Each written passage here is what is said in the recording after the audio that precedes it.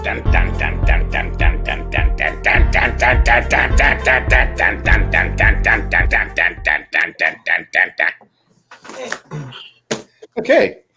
welcome to TableBreakers.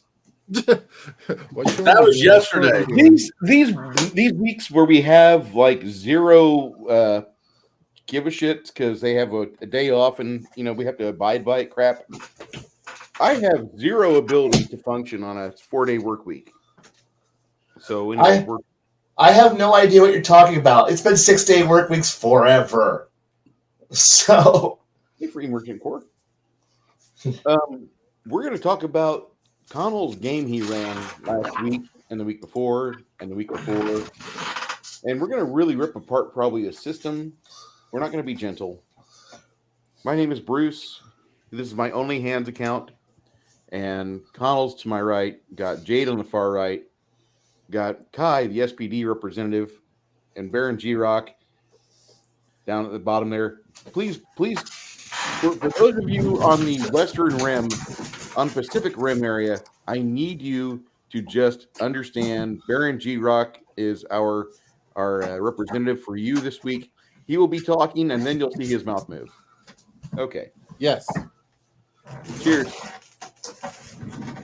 Now, before we get started, I just want to say I hope everybody had a Merry Christmas.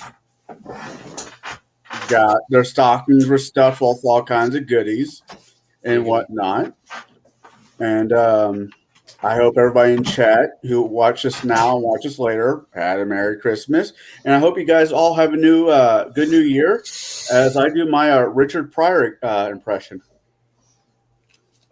Please don't burn yourself. Please don't burn yourself.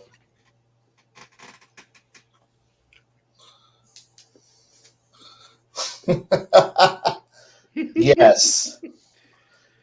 As a man who used to live in River West, the same grounds where he used to tread upon, I salute you.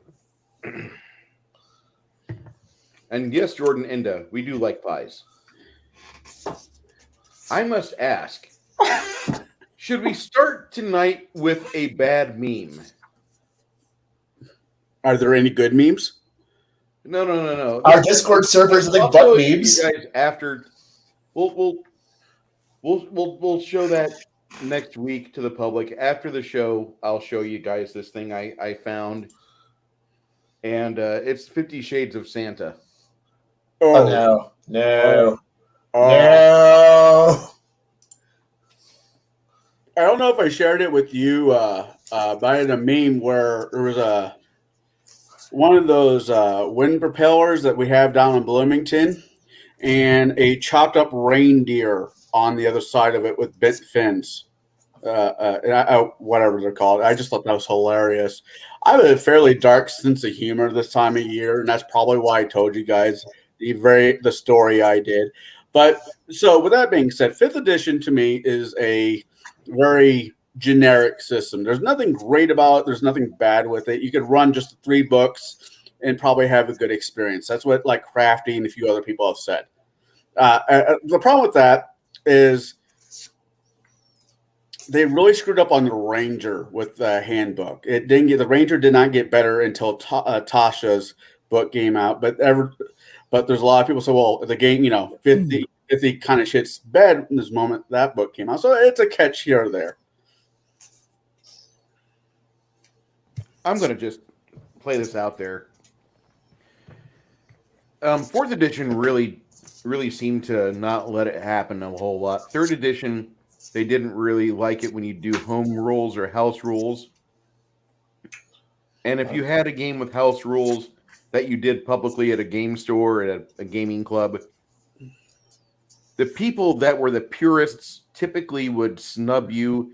He doesn't like the idea of not getting a character that does not have critical or improved critical and keen stacking. He's one of those 3.0 retards. We are the 3.5 purist. And they get really upset because you find a game element that you really like and you type it up for your little synopsis like, oh, these are also allowed in the game.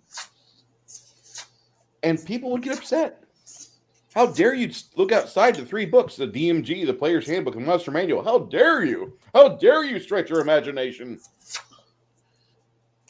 So, Conall, I'm going to just say this. No matter what, the future versions of D&D that you pick up or that you are running to help a game store out, which I hope that he does not use anything WotC starting now. Because just for the way that WotC is treating the brick and mortar. They're trying to circumvent brick and mortar and force you into their little funnel to where you are using a high-end or mid-end PC to run a game. You're not even rolling real dice. You're just letting the computer roll dice for you. And, oh, watch the pretty Unreal Engine 5. Unreal Engine 5 has these pretty animations. And if you pay $17.99, you can customize your own character. But for an additional $34.99, you can have Drow expanded to your list and all the other sub-races for the elf class. But yet, for another $109... Yeah, I'm of the fan that games should be happening around a table with mutual friends or strangers, depends on the circumstances, and roll dice should be rolled.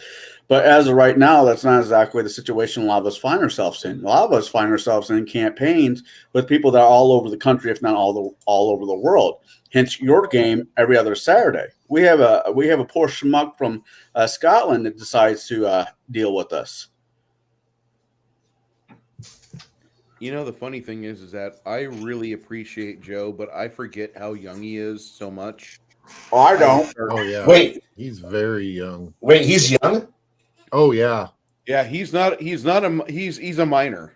In the Oh no, I am so sorry.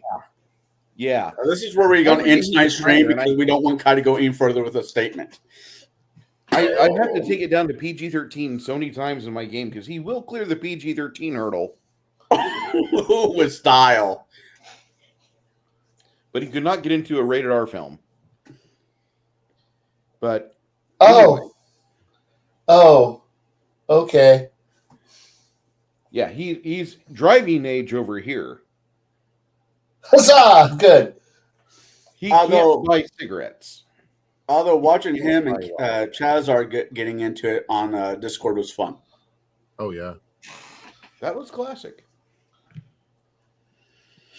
So let's talk about this game that was ran by our friend Conall, and let's pull apart the way that the characters interacted with the world. I'm going to say first, I was a bad player. I wasn't much better. No. You were involved with the party. Fair enough. I was a bad player. I was not a good player because I did things like, hey, I'm on leave. I'm a military member. I'm going to go home and sleep after I get laid this first time. I'll go out in public for one day. You'll see me. And then after that, I'm going to have enough wood to keep the fire warm. I'm going to stay in bed. I've been at war for 2 years. F all y'all. And that was how I perceived my character. And then whenever they said we have muster, it didn't click over my head like muster for them, for the town, meant anybody with a job that's semi-important get involved.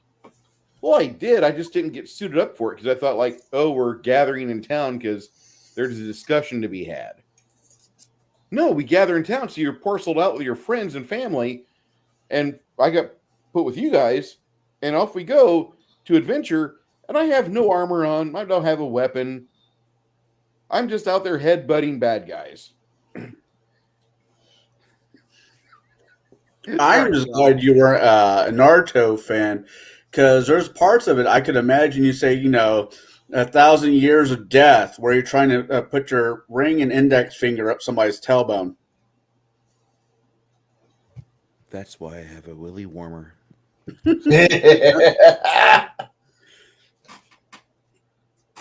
Now, I got a couple questions for you guys. I mean, I know if I ever ran this again, I probably will, but not for this group. Would it have been better for you guys just to make your own characters and said, here's a PDF, make your own characters, make it level 3, and I'll make it work? Or I'm going to say negative. Go ahead. Oh no, I was going to say no. The one shot you gave us characters, we ran with them, and I know I modified my character, and I modified him in the worst possible ways to fit a role that was not fitting the one shot. But mind you, the spells I changed out would not have helped at all with the fights that we encountered. So, Bard is kind of crap. Well, I mean, that's kind of expected. Bard was the only thing I could put in that wasn't a ranger, which I wasn't going to put anybody through, or a warlock, which somebody in this panel would have, had blow up. There's a warlock in this party, so I'll have you know that my patron is not a demon or an outsider or a being of the outer realities. I don't pray to Haster. Oh, hello. But no, my patron is the happy-go-lucky good guy over here. The little fake creature. Yeah, I know. Hi there. I know. I need to go tell my boss that I need to communicate better with him. I'm so sorry. I understand. No, shut up. Everybody, let me hug them all. Let me hug them all. Good enough. Okay, go get him, boy. But no, I mean, but you're right. Most people don't think that far ahead, and having a patron spirit who is a fake creature, or who's your patron? Oh, a giant wish granting hog who walks through the forest. Wait, there's a giant. Yeah. You think it's a hill? It's actually a hog.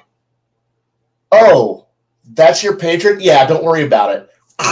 In the background, you see the hill moving. Yeah, boss, I understand. I'll go kill some people for you. Okay, I personally, as a DM, I love it when somebody takes the warlock class, because that just adds another layer of RPing session I can have with that player. I can put my hooks into that person just a tad bit more. Right. But so that was the question: is if you guys were given the opportunity to make your own characters, would that have been a better fit? Bruce, you said no. Kai, no. One shot. When you go to a convention, you go to Gen Con, you spend $800 to go to Gen Con and suck Watsy's big plastic cock. And then Watsy doesn't go to Gen Con anymore. Nope. Wait, it's not. They don't. Nope. It's their con. Nope. No, it's how not. they made. They don't go. They haven't been going to Gen Con since, I want to say 2015, maybe sooner. Wow. What are Wow. they going to do with True Dungeon? True Dungeons are there, but they're not run by Watsy. The biggest member of Gen Con is actually Paizo. I was about to say Paizo, because Okay, so you go to Gen Con and you're rubbing shoulders with Paizo and Warhammer 40K people. Yep. And And the huge between Magic those the two- Gathering area. big corporate games. So you have that, but whenever you sign up for a game, you never spend 17 hours with the DM preparing for this 4-hour one-shot, going through all the various web additions to the game to roll up your character, and, oh, wait, these dice are bad. Let me change these out. I got to roll up another set. This one here looks like he was dropped on his head. Oh, this one's got palsy. Can't have him. Oh, this guy's got brain damage. I can't have this guy. He's only got a 6 intelligence. No. And this happened. A paladin with an 8 No, intelligence. the GM for any game should give you fucking handout characters. You know what? You don't like him? There's another game somewhere else. Go. Maybe you'll find another game. This GM is willing to deal with you and your bullshit. Now, I have played. So in this last Gen Con that I went to, wasn't this past year, it was year before last, 2021. I actually sat down at a table 5E, but it was heavily modified. And it was a Harry Potter based game, or it was based in the Harry Potter universe.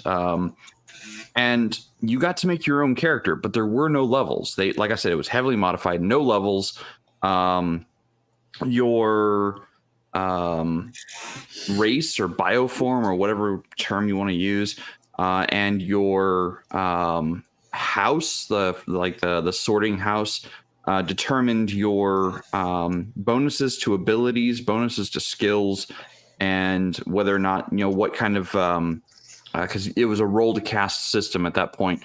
So like I said, it was heavily modified. It didn't feel like any specific edition of Dungeons and Dragons. Didn't even feel like Dungeons and Dragons. It felt more like I want to say almost was it Kids on Broomsticks? It's broomsticks or Kids on Broomsticks or what? Well, Kids on Broomsticks is basically kids on bikes, but for magic, or for like Harry Potter theming. And honestly, that game went really well. I didn't have anything really negative to say about it. But then again, it was a heavily modified variant of the game. It was D20 system. It was, so it had all your standard array of dice. When they asked for checks or for, different things, it was what you would expect. You roll a D20 and roll an extra die or, whatever dice were needed. Overall, it was kind of a fun game. I'd play it again. You've talked about that. You very much have talked about that. The other question is, good players, bad players, did you guys have fun? That's really what my main goal was, to have you, five, which if Shadow was here, I'd say five, you four having a good time with at least what we were doing. Because I know Bruce is not a fan of 5e. I know Shadow is not a fan of 5e. I was just trying to tell a decent story. Did you guys at least have fun? On day 2, yes. Day 1, I was still getting my legs under me and figuring out what I was going to do, and then going, my cool bonuses are totally useless. Because my class ability, 3 times per day, I can make somebody feel motivated for one round, for one action, for one round. Is 5e still, one round? Ooh. Yes. What was the question? I wanted to know if 5e had that same rule from 3.0 where one round is 6 seconds. Yep. Hey, multi-gun man, how you doing tonight, sir? Not much. I go around with a few people. 5th edition is not a brand new thing. Most of the nuts and bolts from the earlier editions still apply. There's it's still the same boat. It's just some of the planks have been changed out. It's still the same system to a degree. You have classes, you have leveling, you have abilities, you have skills. It's a D20 system. Right. Not the ship of Theseus. Oh, dear God, yes. It is not the ship of Theseus. I'm sorry. There are a lot of things that make it. I'm going to call it a D20 system. I'm not going to call it Dungeons and Dragons. I'm going to call it a D20 system because that's really at heart. WotC 3rd edition. Yeah, WotC 3rd edition. There's a lot of aspects to it that can feel old school, but the DM the DM first off has to experience what the old school editions of the game were. The basic edition, 2nd edition, advanced Dungeons and Dragons, even like you could run 5th edition or WotC 3rd Ed as an OD&D or AD&D game. You actually can. But you, as the game master, would have to work at it to do so. There are some changes you would have to make, and then at that point, if you have to make changes to the game, are you actually playing that game anymore? Why aren't you playing the other game instead? I've heard that argument. I don't know how many times. Why change the rules of the game if because you're not playing that game anymore? But overall, as far as a system goes or a game engine, I think it's viable. Like people can play in it just fine. Hell, they've sold 5 million copies. So it was 5 million as of this past year, or last year rather. I was talking to our local game shop owner in Peoria, and other than Magic the Gathering, that's the other system that sells like hotcakes out of his shop. Is Well, fifth edition. and that's because that's the current edition. It is also the most widely available and most widely spoken about. That doesn't make it a better system or the best system out on the No, market. I will never say it's a best system, but I think it's good. I don't want to say training wheels because the group I'm playing with on Monday, most of them are seasoned players, veteran players, and they just like the simplicity of it. Like I said, as an engine by itself, like without the Dungeons and Dragons title, as a D20 system, it can actually be a really great system. In it of itself, it has the potential, but the game master has to work at it, and the players also have to buy into it. If you were to present this as not D&D, if you were to say, hey, I've got this game and here's, I'll explain how the rules work, but you don't ever tell us it's 5e, I wouldn't have known. I get that argument, and I'm not arguing with you for the sake of argument. I really do get that argument. It's just I kind of go back to the boat argument, and I know from 3.5 and up, I've played I played WotC. We don't talk about 4th edition except for there's a few things that 4th edition did well, but not enough to keep the system alive. Like it had really cute commercials. My name is Francis. Other than that, and some of the monster aspect of it with some of the monsters aspect, what you could do with that was kind of cool. But as a system, it flopped. I mean, that's why we got Pathfinder. It was basically playing a MMORPG at a table. Yeah. It didn't know if it wanted to be a WoW or if it wanted to be a tabletop. I'm like, oh, okay, so I've got these, encounter powers. I've got these daily powers. I've got these, at will powers. I'm going to press this button, do this thing. That's what it felt like to me. That's cool. I flipped the power card over to say, okay, I'm activating this ability. That's my, daily ability. Or, this is my encounter ability. I flip it over, and it felt like a video game. And I'm like, well, why the fuck am I spending time at a table playing a video game when I could just get up and play the video game? Like all my friends were playing at that time were playing WoW and Final Fantasy 11 at that time. So like, why wouldn't I just go join them on that game instead of sit at the table?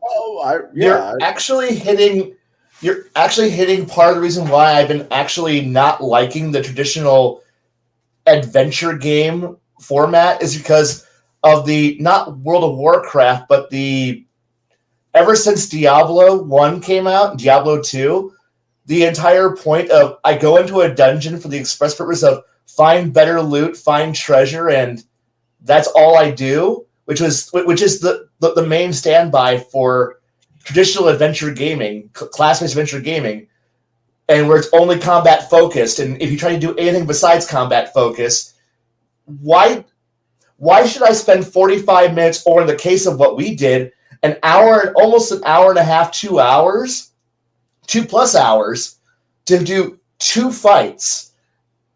And they weren't exactly what they call big fights. And we were kind of knowing what we were doing, but we were trying to do some fun things to make those combats work. But when you put in both sessions, and combat was literally almost 3.5, 4 hours to get 3 fights in, when I'm like, I want a faster combat engine, because no matter how much we tried, no matter okay, I wanted if you tried to have some kind of flair or dramatic, I could have been really boring and just said, okay, I cast the spell that makes people feel sad about themselves and take a particular kind of damage. Okay, I could have, whatever it is, that Bard Witty Retort or something. I forgot. Vicious Mockery. Yeah, Vicious Mockery. Witty Retort. Got it. Vicious Mockery. Yeah, I could have just said, I cast Vicious Mockery and then walk away, and got my turn done. But the combat was slow, excruciatingly, gruesomely slow. And at that point, I'm like, if all I live for is pure combat, I could go install Path of Exile, and in 3 hours gain like 15, 20 levels and murder for set items, and I'm cleared out several zones, and I can be with my friends, and we're just there's 5 of us murder hoboing for 3 hours, and we got some cool gems and shit. God damn it! I love Path of Exile. There's nothing better than getting my whole murder hobo together, and we will slaughter 1,700 bad guys in 2 hours on Path of Exile. How dare you? How dare you give away our trade secrets? Right, I know, but no, you're just hitting the idea though is. But then you go to all right, you walk into the first room. There are 6 goblins. Oh no, here we are. 3 hours later. Okay, guys, we fought 6 goblins. We were all tired. Let's go hide ourselves in a room, barricade it, so that way our wizard can have another spell. Meanwhile, outside the door, the goblins. We want more combat! No shit. Fighter, go kill them. Our cleric and our wizard needs to go and, curl into their little sleeping bags for a while, and we'll come back for you tomorrow. Yay! Yay, the 10-minute workday. I love this game so much. 10-minute work days. 5th edition. God damn it. 5th edition. What, go for it? I fucking hate that game. I hate fucking 10-minute work days and 3X gaming and any other gaming. Fuck that. I know. But But don't worry. I office strike. I did everything. I killed all the things. But don't worry, Bard, you can't do anything motivational or singing or performance-based to do your cool abilities until you sleep, because you sang for 18 seconds. It took us 9 straight hours of combat to go through fucking 6 minutes of goddamn short screen swashbuckling action. All right, guys, congratulations. That was a good session. We cleared out 2 rooms, and we got 25 more to go before we completed this dungeon floor. But 3.5, 4 months later, we've completed this floor. We leave the dungeon, and we're like, what was the plot again? And everyone goes, I don't know. I find that most modules or homebrew ones, and I'm not throwing any dirt on anybody, because I've been in at least 2 of the People's Tears campaigns, and I'll hang out and play with them any day of the week. Is you're playing Gopher for the first few levels. That's all you're doing is playing Gopher. I need you to go bring the princess back. I need you to go get the lost ... Pick up my laundry! There we go. Pick up the lost cloak of I forgot to change my underwear. I don't know. It's just you play Gopher a lot. My dry cleaning needs to get picked up. Get over there. It's guarded by three old monks and a crazy lady in the back who's casting hexes. Get my clothes back.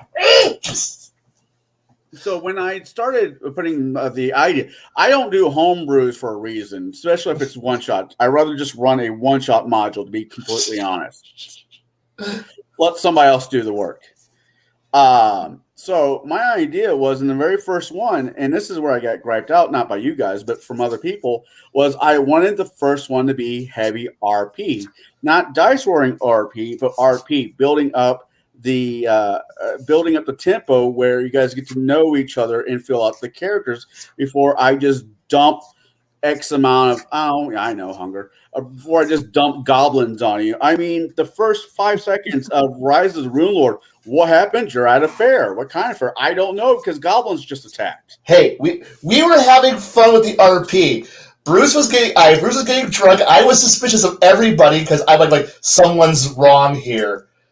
Heck, I was getting ready to mug that Carney because of the fact that he had a musical trap set up for us for our rogue to pick. And I'm like, how did he know there was going to be a bard who knew Hall of the Mountain King waiting here? What does he know? What evil conspiracy? I was totally planning to shank him in the back of it. To be honest, that was just me throwing stuff on the wall, because earlier that day I was watching YouTube and there's this guy who is a professional magician. They does those trap boxes or puzzle boxes. I'm like, that's really Chris Ramsey. cool. Oh, I know, but I was totally getting ready to be ultra suspicious, paranoid bard to like go grab my rogue and say, "We're gonna go over there. We're gonna sap this fucker, and then we're gonna drag him into the alleyway, and then punch him until he tells us how he figured out there's a bard and a rogue who's gonna be here at this country rural fair. What evil purpose does he have? What god is he serving? And just punch him until he's either dead or he tells us the truth. Right. And if his truth is not convincing enough, continue applying beatings until truth that we want to hear happens." I get that. And that, I should have. This is where Baron was completely correct when he said I should have been a little bit more. I should have been better at describing what was going on in the forest, what was how the cave looked. And and I'm not using it as an excuse. He's absolutely right. I should have been better. And that's my bad. I should have been better at that part.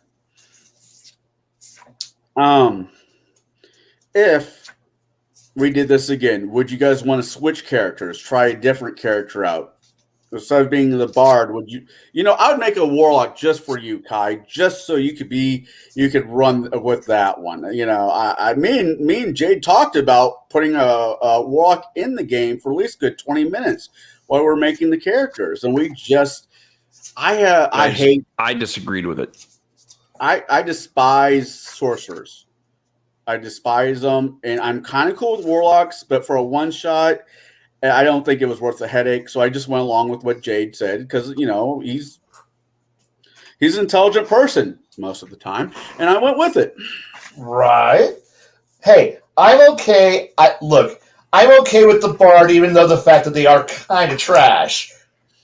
They really are. Better. They really do get better at later levels. Now, here's the problem. Since most of us play games where we always start at Dirt Scrabble Farmer, right, who starts with absolutely fucking nothing, and you have to go work your way up into being a hero.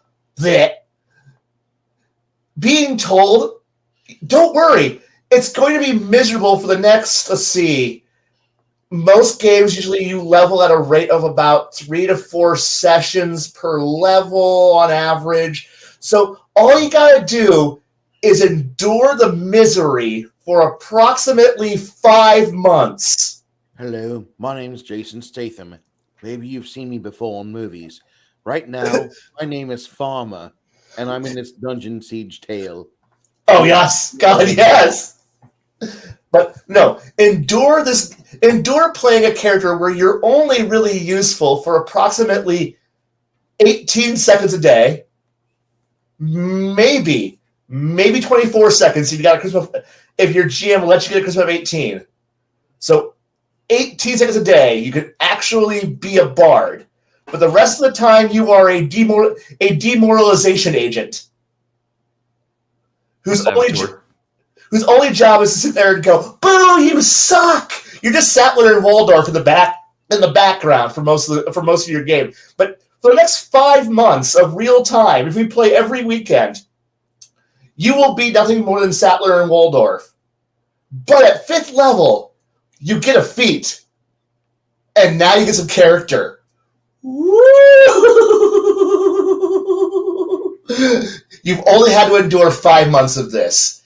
And you and the wizard go high five. We are finally not garbage. We've only had to endure half a year of this shit. Now we can adventure for 60 seconds, and then we take a nap. Yeah.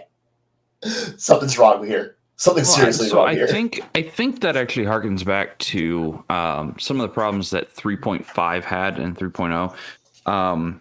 Wizards, bards, most of your spellcasters would blow through, and this might be a player issue. It might also be a dungeon master issue, but your spellcasting characters would blow through their entire load of spells really quickly.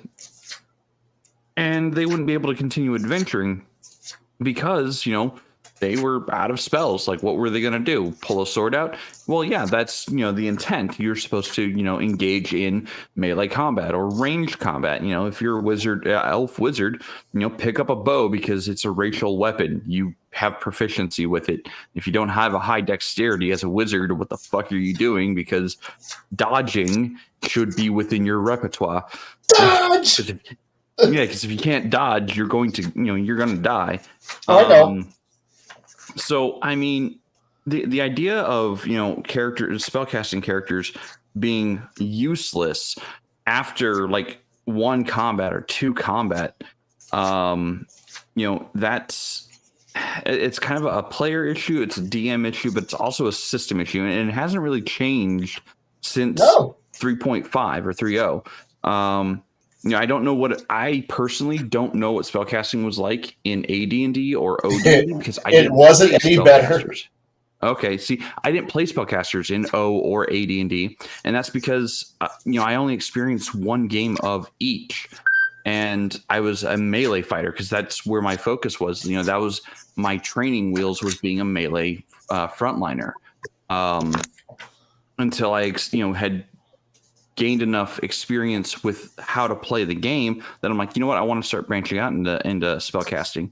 And it's been a problem with every system I've played after that because, again, the casters just run through all their spells very rapidly. I was playing conservatively by throwing out only cantrips, against monsters that, and, I'm going to say this, Conall, take it with a grain of salt. I don't think the AC should have been as high as it was for things that only have 10 hit points. Totally.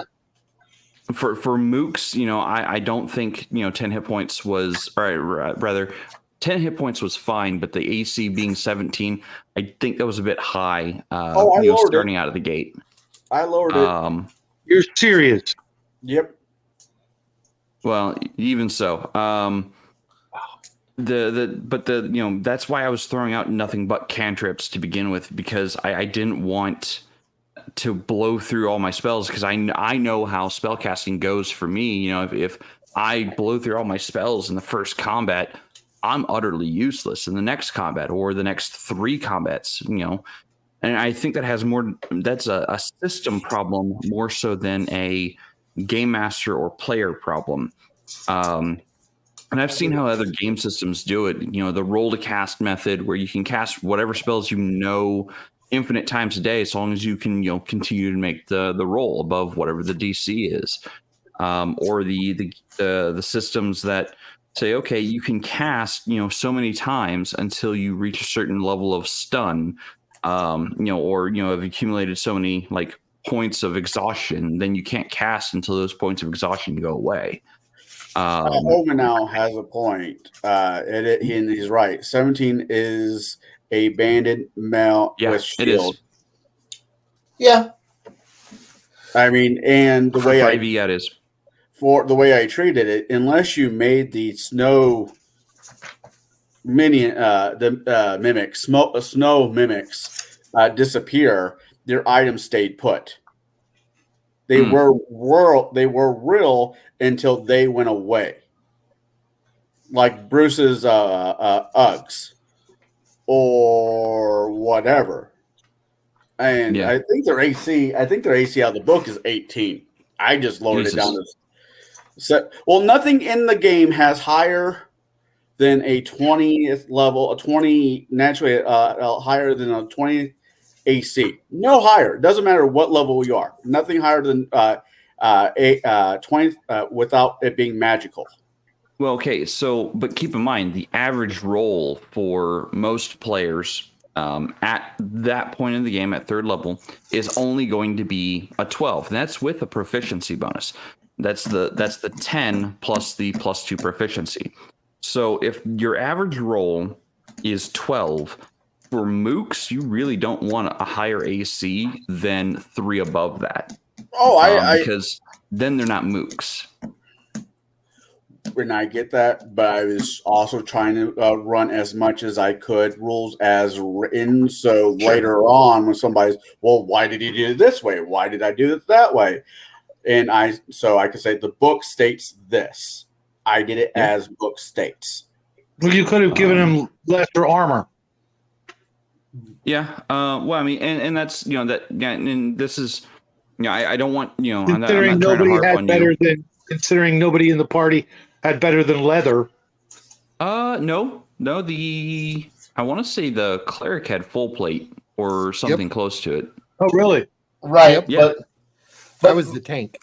Most of us, unfortunately, were running with instant. We were going to be instantly hit if we walked anywhere near combat. I had zero armor. Which is kind of the problem about the idea of wizard, cloth. These are leather, light armor kickers. Walking into combat, hell, even mediums walking into combat, is that you're going to get evaporated by melee monsters looking at you funny and then tearing your innards out. Like, I don't have an interest in seeing what my intestines look like, but a fighter is going to look at me and look at my meager leather armor and my meager dex and goes, I'm going to eat you, and then I'm going to wear you like a hat. And I'm going to be like, yeah, And since Bard doesn't really have sneak attack bonuses or anything cool in melee, I literally was like, okay. I mean, that last minute walk in to go, hopefully give advantage for Garrett to go and murder that guy, hopefully, was a gamble of, I can only stand here for a single round, and I know that they gave us all cantrips that could be offensive, so that way us casters could do more than pull out a light crossbow, which is the old standby of, what are you doing? Well, I'm out of magic, so I'm going to go pull out ye sacred AK-47, because that is the only way I'm still offensive. Blam, blam, blam, blam, blam, motherfucker. Because that's the only way you're still... Oh, sorry. Twang, thump, twang, thump. Because it's the only way you still got a usefulness is to shoot crossbow bolts all day. But since you have a shitty attack modifier and a shitty dex, all you're doing is pouring covering fire in, and hopefully you go, I'm firing suppressive fire, one crossbow at a time. This is something that 5e does that 3.5 doesn't do. Yeah. And I applaud 5e for this. Your proficiency bonus, it applies to anything you are proficient with. So if you're proficient with a light crossbow or a heavy crossbow, you get that bonus of whatever it might be. At this point, it was +2. So that is your attack bonus, and everybody has that same proficiency bonus. Yeah. So I applaud 5e for that aspect of, okay, if I'm proficient, I have an automatic +2. If I'm not proficient, I don't get the +2. So that, I appreciate that, the classes don't have, I have a +5 bonus to my attack roll because, I'm a fighter, I'm 5th level. That's cool. But, having a wizard go, I've got, I'm on the same level as everyone else with my, ability to attack things.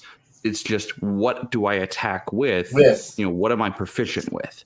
It's not necessarily a matter of, I could stand in melee, but that's a really terrible plan because I don't have a high enough attack bonus to hit things.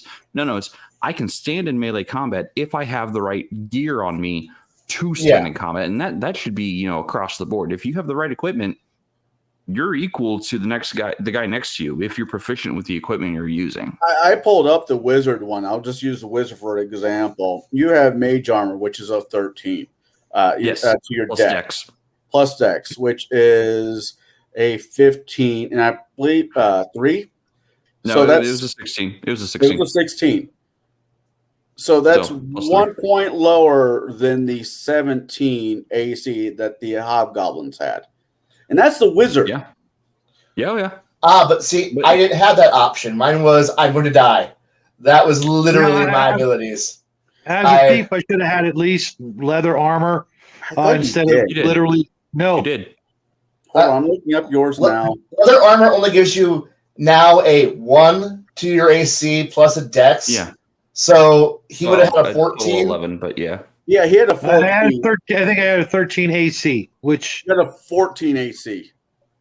really, Which now I do this math all the time with the kids and how we justify out AC plus bonuses.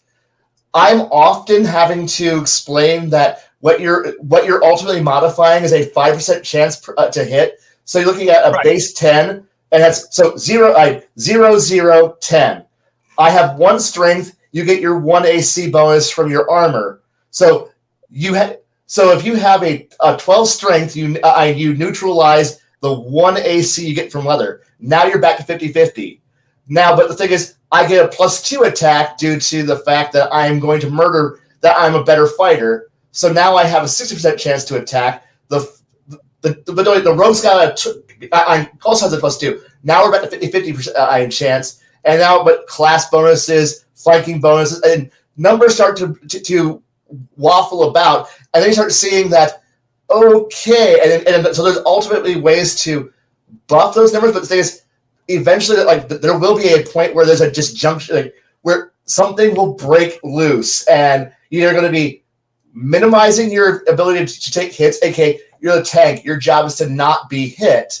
But the thing is, as always, this game has no way of having what you would call a zone of control, crowd control. So there's absolutely no way, short of terrain and hoping for a narrow choke point that your armored creature can stand in and block to control movement. So because they've taken away our ability to have attacks of opportunities, blocks. There's no way to say you can't move past me. So us fragile bitches are about to get fucking raped by the fact that everybody can just run past the fighter and the cleric and then beat the crap out of us back row assholes, because there's nothing you can do. You were a bard, right? Yeah, I was a bard, and my AC was non-existent. It was a leather armor +2, so I was a 13, which means that 13. So everybody was looking at about a 55, 60, 70% chance to hit me. 14. And the bad guy was probably going to hit, since the bad guy was designed to be able to hit tanks who were in armor, was probably going to hit me on a 75 to 80, 85% chance to hit. So if I walked into combat, I'm going to die. Sorry, this is what the math nut job in me of probability of dying does. This is why I hate this game, because I can actually go, these are the actual definitive numbers to play XCOM, the D&D version. And so this is what you're looking at, because this game can be converted to a D100 system perfectly, because 5% is +1 is a 5% movement chance. That's all it is. I see where you're going with that, and I'm just looking at the. No, Siri, I'm not talking to you. I'm talking to the people on YouTube, so you can just be quiet, you daft bitch. Out of everybody, the cleric had an 18. That was the best AC for all the characters. Then goes to Bruce. If Bruce was wearing all his armor, he was at 16.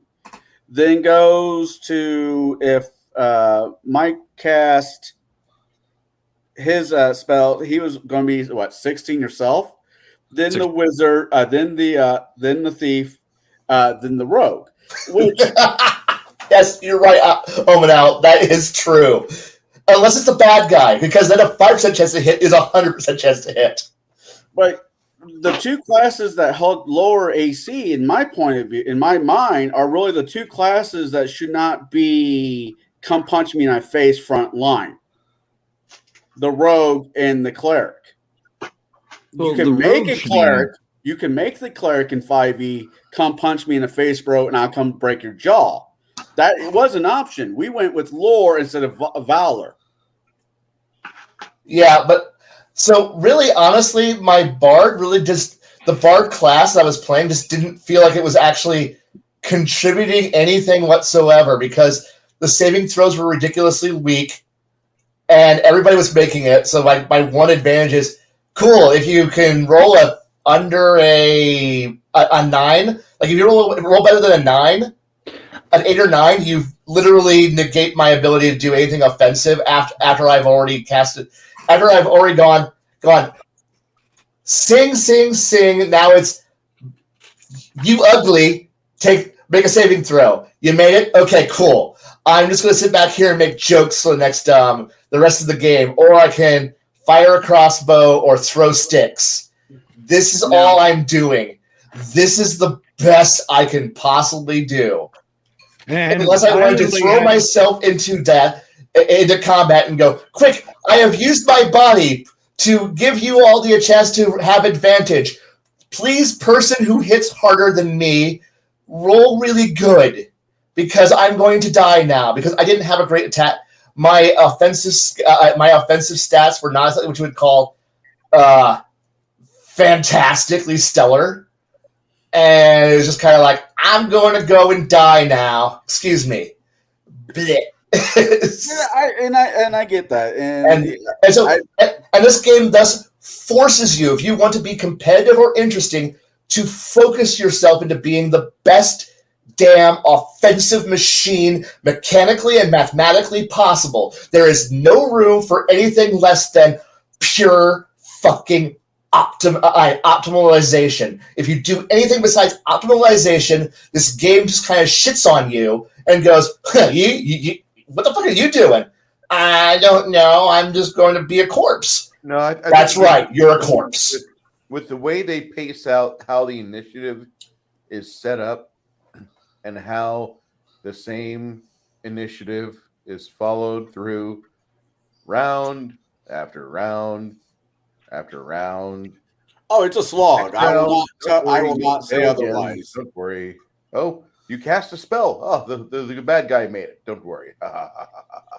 You're now useless. Go read a good book for a while. Man, I love reading a book for the next 45 minutes till it's my turn so they can make another saving throw. And it's my turn.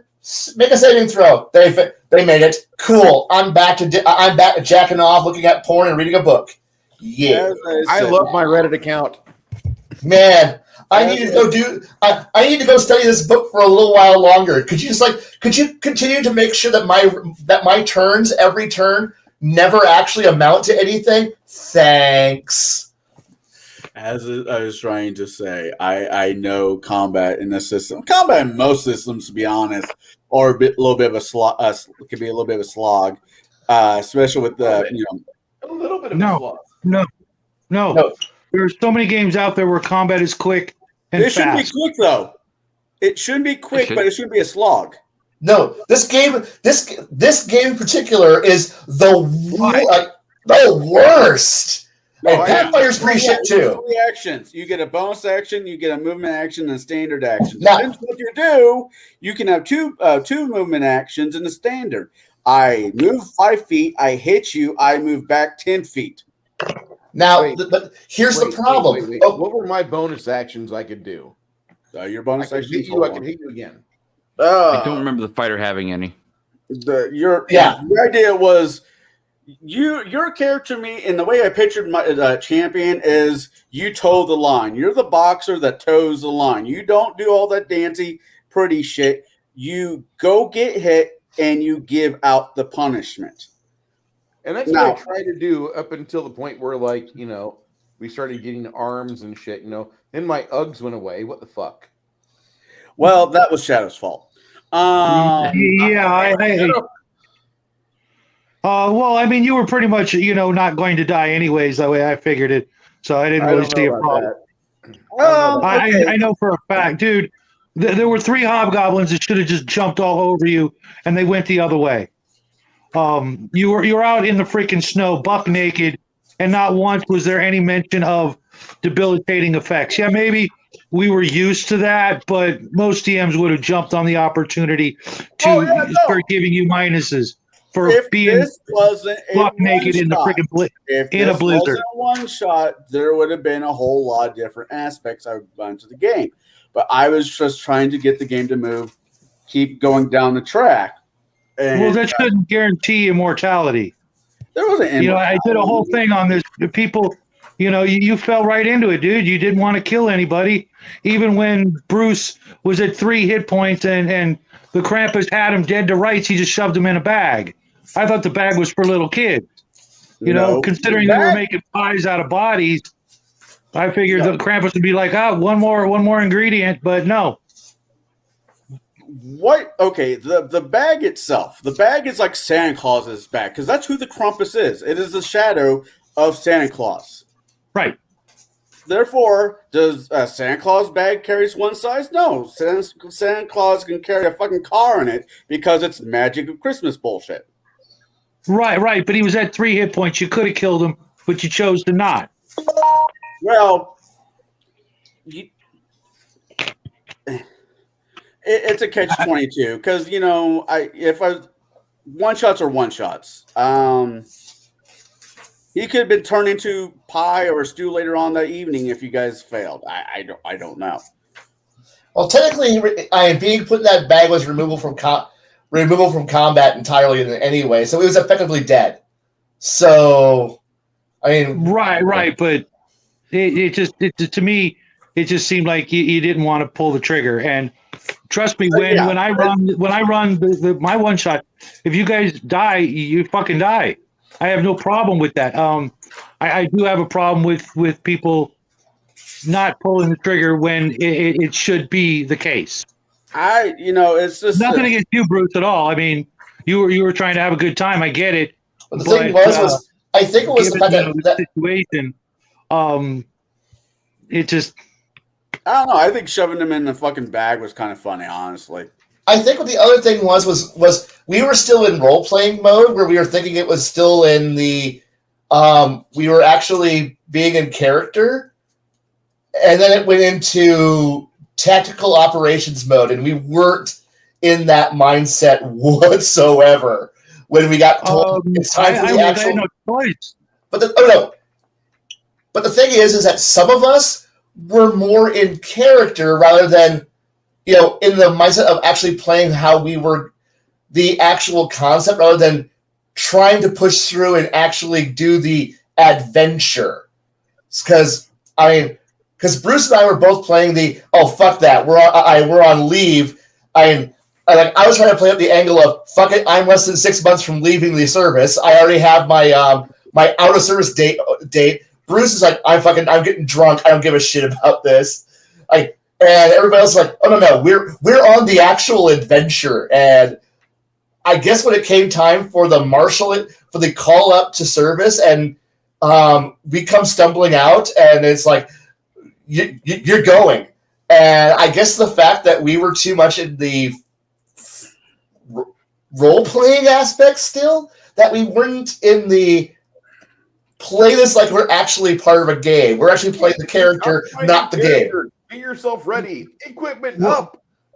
Well, Kai, to be honest, I mean, my thief character, there was no roguish actions I could perform whatsoever without being a complete, monster. I'm not going to steal from my war ravaged town, during, the one opportunity they had to celebrate, and there was nothing to steal.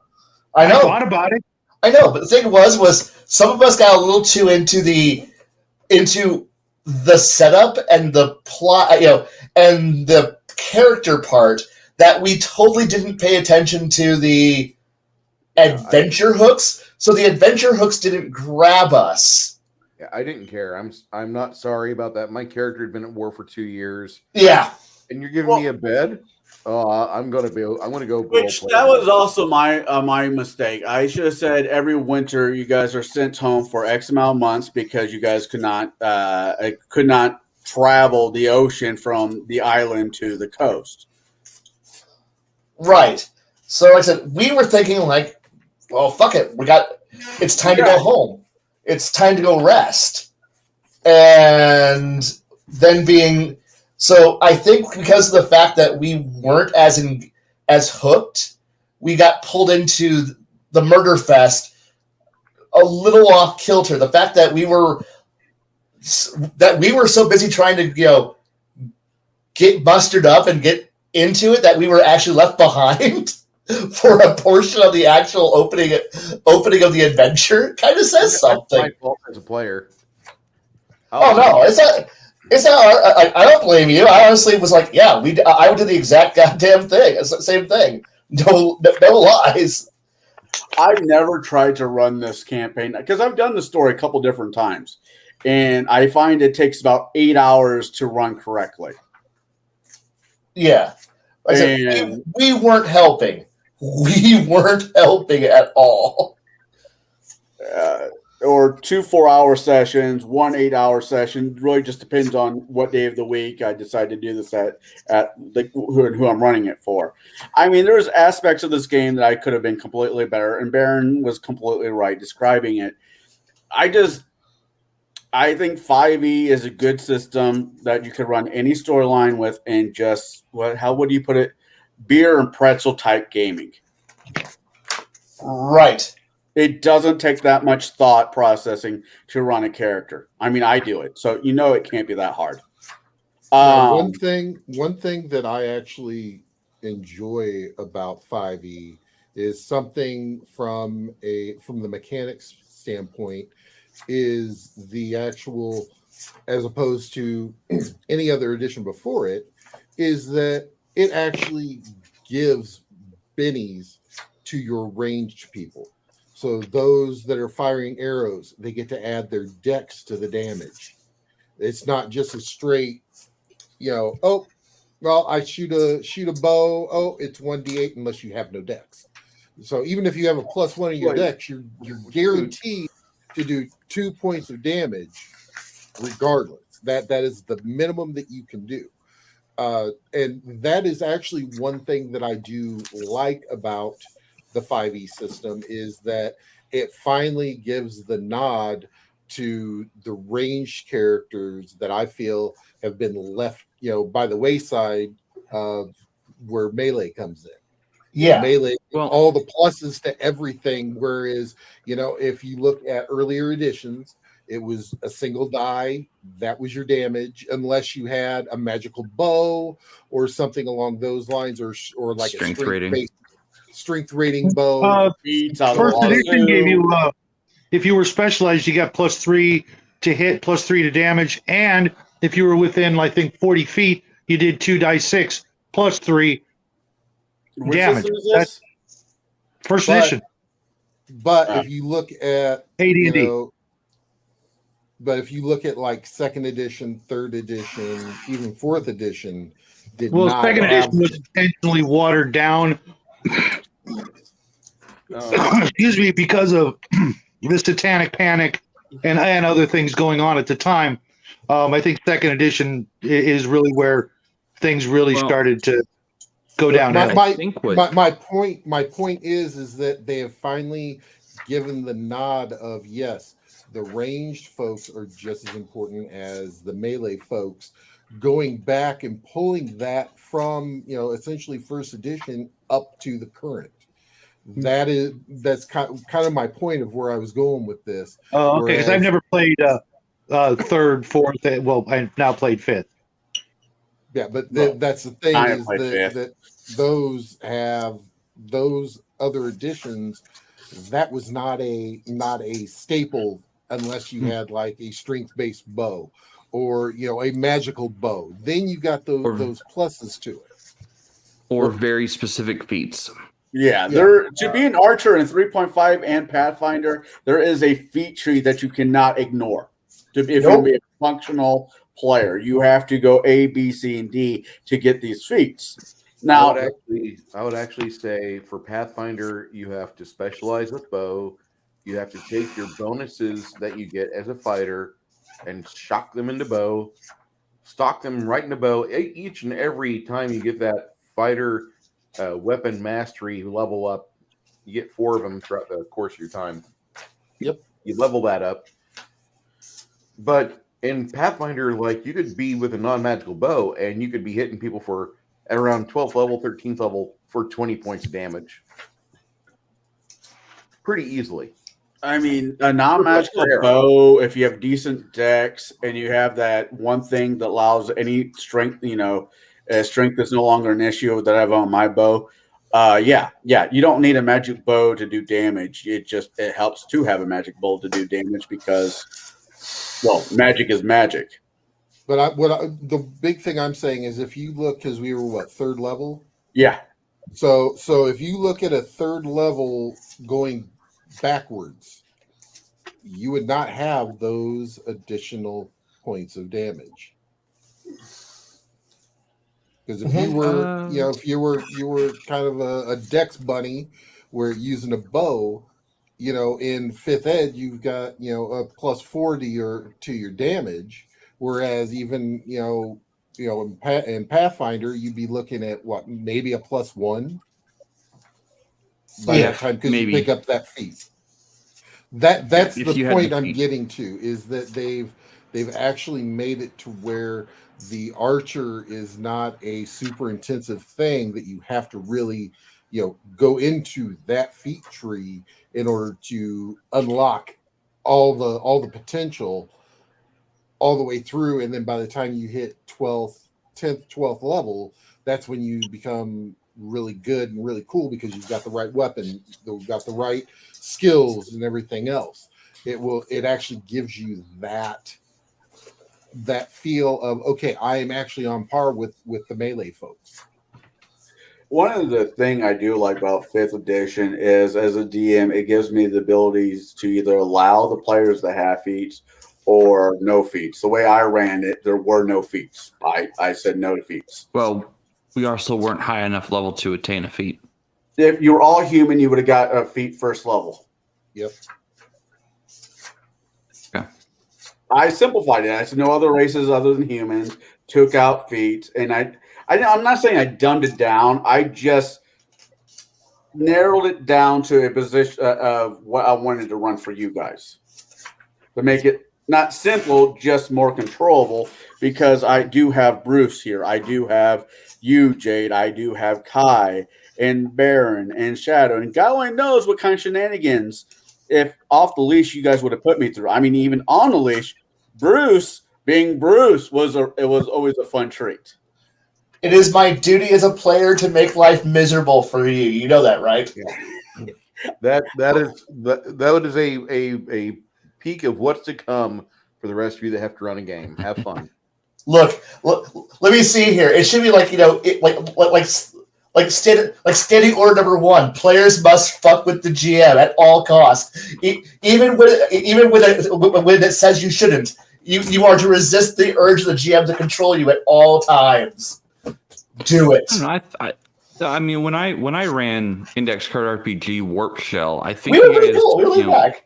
Yeah, I mean, you guys did really great, and even if you were trying to fuck with me, as players to game masters, I didn't really experience that. I didn't know the system well enough to, honestly.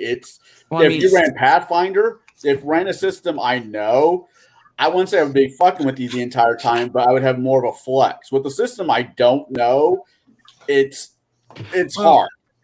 Even if you don't know the system, you can still fuck with a game master by your actions, not necessarily what your character can do, but by the player actions.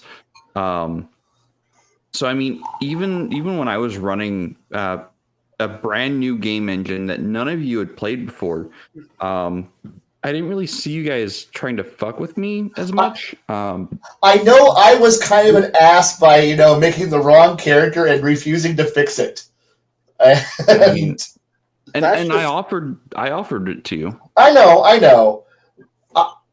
But I also wanted to realize that I did fuck up. I need to live with my own consequences rather than just go, yeah, I'll take the mulligan and fix it. No, I fucked up. I'm going to live with it. And to be fair, I mean, not so much with Jade, but with mine, you kind of got shafted with the character that you got. I don't know. I don't know if there was a right answer to that. Hey, I chose Bard. I tried to fix Bard. I built a Bard who was designed for a job that fit the concept and the background you gave us. You gave us a job that we were in the military. Bard doesn't fit in military service very well. So at best, I could have been like a standard bearer, or the guy who plays or little drummer boy who just walks in front next to the standard and beats on the drum and helps maintain order. Signaler. You could have been right. What was that? I could have been, but nothing really there. So instead I chose to go with a build that went towards the Velite mentality. The whole reason why I went with the wolf-headed moron is because that was the job of the Roman Legion. Be good, Bo. Yeah. Take care. Sorry, Bo. I'm sorry. I know my language is coarse. I'm sorry, but you're good. So I built a character who was designed to be a forward scout to run up, look at what's going on, then run away really, really fast to escape and tell everybody else what was going on. I built a military, the idea of I'm a military character. I have a job for my unit. I'm going to actually do the job for my century, and I'm going to come back. I'm not going to die. I have a spear I'm going to throw, then run away like a little coward. That was my entire concept. And so I built a character around being a forward scout, not a sneaky scout. That's a spy. We have a rogue for that. No, forward scout, run away, skirmisher. And it was totally the wrong concept for the adventure that we ran into. I understand that's on me for having, again, built the wrong character for the adventure that we're going to be playing.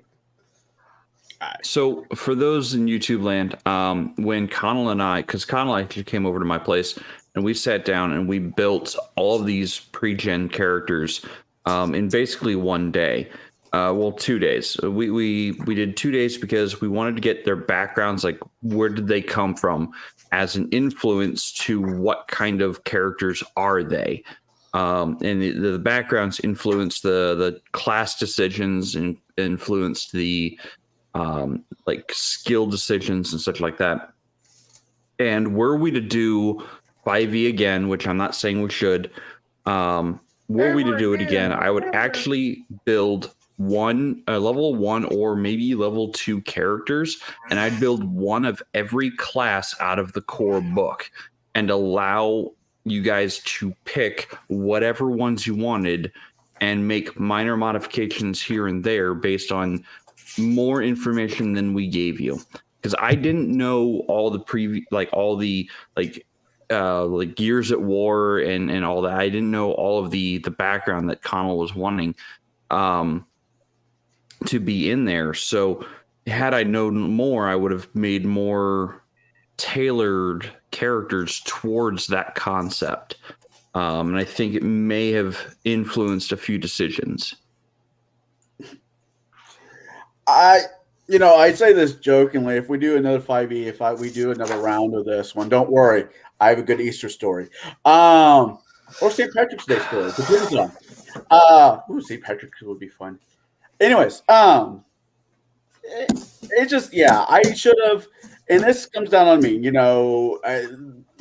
like a former president, the buck stops here. What went wrong was my fault. I should have explained the situation to the panel a little bit better before a game.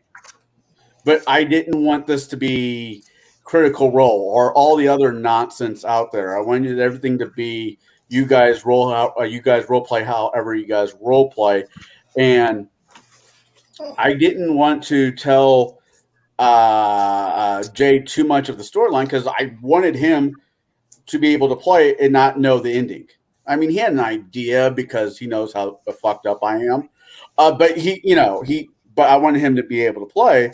And when it comes to the story, I normally, there's a reason why I do modules.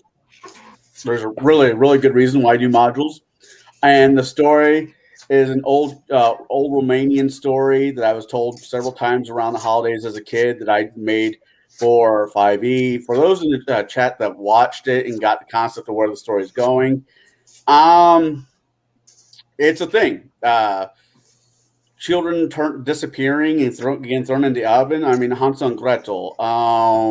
There's a couple of Greek stories, a couple, that kind of stuff happened story-wise. in during that time period. America, not so much because America's younger than most of the world by how many hundreds of years? America.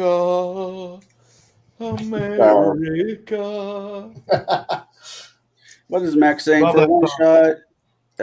You have to railroad them. You have to railroad them from the start. Yeah, and I agree with Max on this one. For any one shot, like especially for like convention play, which is what he's saying, you have to railroad the players. Like there is no option for a one shot. It is a railroad. Yeah, that's what it's all about. I mean, there's no way to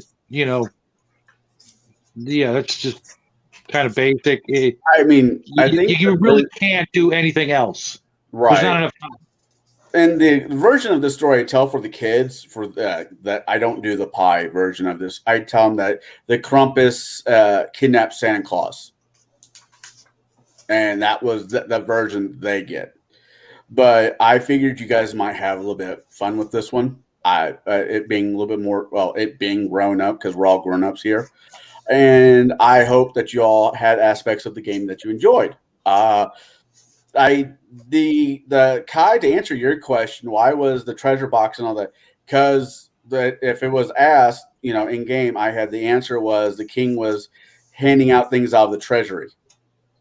These were all gifts from the king. There was no way to lose. Ooh. And that was the king's way of being kingly towards his people. I didn't want to go completely Machiavellian with the king, although maybe I should have. I would have trusted that a bit more. I know. Because we didn't know what it was the king. The king gave us our welfare checks. It's Christmas. I mean, it's Yule. Everybody.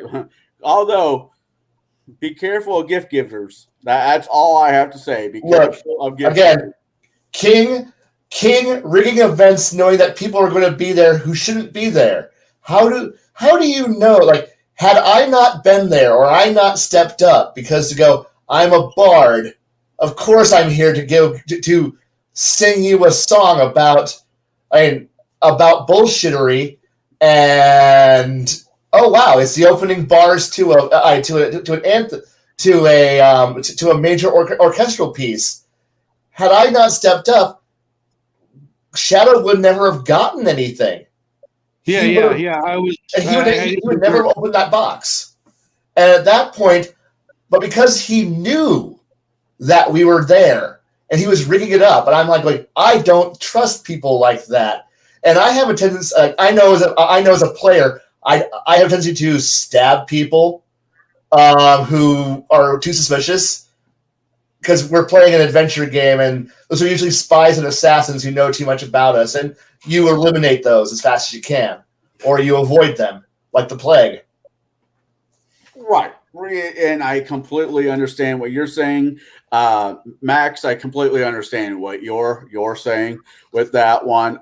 As I said in the earlier part of the show, is I really wanted the part of the story is for the panel to actually role play, because there's been multiple times where the term, all we do, roll dice. That's all you do in 5th edition is roll dice. Yeah, no. Or worse yet, you sit down for a table of Pathfinder and your Pathfinder players are PFS people. So there's 0 role play. I rolled a 28 on my knowledge planes. What do I know about this situation?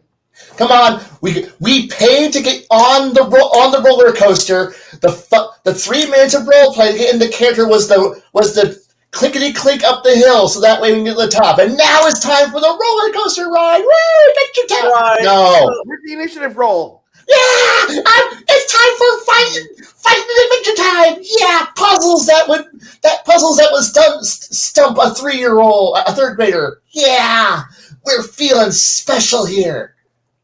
Fuck that. Really, I would rather spend 3 hours playing role playing actually out characters and actually, enjoying playing a character than being dragged through It's a Small World on a boat, and at certain points the boat stops. We go stab 3 things, then the arm goes up and says you may now proceed to the next adventure point. Yay! Chunk, no. Obligatory combat must occur at this point, or puzzle solving. Roll your dice. Dice rolling. I see you have rolled really well. You may now proceed. Yay! Speaking of dice rolling, I should have just had I should have had Jay roll dice from the very beginning instead of using the Albert Rodeo digital dice, because that was a shit show. Yeah, you can't make up for physical dice. I completely agree. You run your game as you want to. Whenever I'm seeing people that are deferring their die rolls to somebody else, I'll join that crowd, because if I start rolling dice and they're not on camera and I get like a lucky streak, I don't want people to think that I'm being completely facetious. I want you to see my shit online. Even if it's I rolled you a 4. I don't care. I don't give any shits. I think my dice were far more forgiving than Albert Rodeo's dice. I'm not upset with Albert Rodeo. They have a very nice product that I don't buy, and it's okay. No, I've been asked to run a couple. I've been asked to run a campaign, not a campaign, a mini series, as I should put it, using that one. So I'm gonna be working with Albert a little bit more. But as an off, and how should I put this one? I just wanted to make sure with the first one that everybody had a chance to somewhat flush out their character's personality, so it wasn't so, I want to say, wooden. I completely Shatnered myself throughout that entire game, and I enjoyed it. Thank you, Conall, for running it for us. I was perfectly happy to do another 3 hours of RP. Fuck them kids. I don't give a shit about your crisis. I'm cuddling with my pillow right now. And here's a great time for me to segue into a My Pillow advertisement. Not really. Better be careful. He might sue you for, stealing his gig. No, my pillow shit. I got Giza Dream Sheets now. They're great.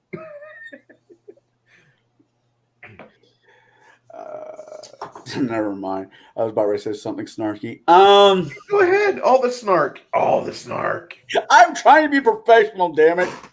We're not. Wow. We're not. I mean, Baron G-Rock might have some professionalism still left on his channel, but not here. I don't have a channel. It's the only one I ever showed for. I think that went out the door the minute we started simulcasting. Love you, Baron. Yeah, well, I still got a father and son, wholesome reputation to maintain. So, yeah, I'm sorry. Within your right to withhold your opinion of the adventure. You're within that complete right, and I don't disagree with you from a certain standpoint. Really, not a good holiday adventure, but at the same time, whatever. It's a 5e experience. Like I said, it was a traditional Eastern European kind of Christmas story that I grew up with. I can see that. Where my Santa Claus is not going to die from diabetes. Yes, Parrothead, I agree. No, he's going to die from pedophilia. Gotcha. Oh, we now hey, I got plenty of my pillows. It is quality stuff. Dude, let me tell you, the wife is getting some slippers for her birthday.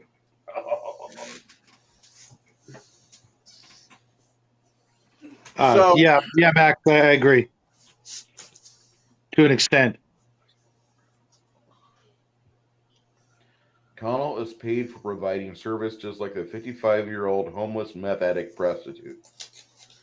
Thanks there, Conall. Thank you very kindly.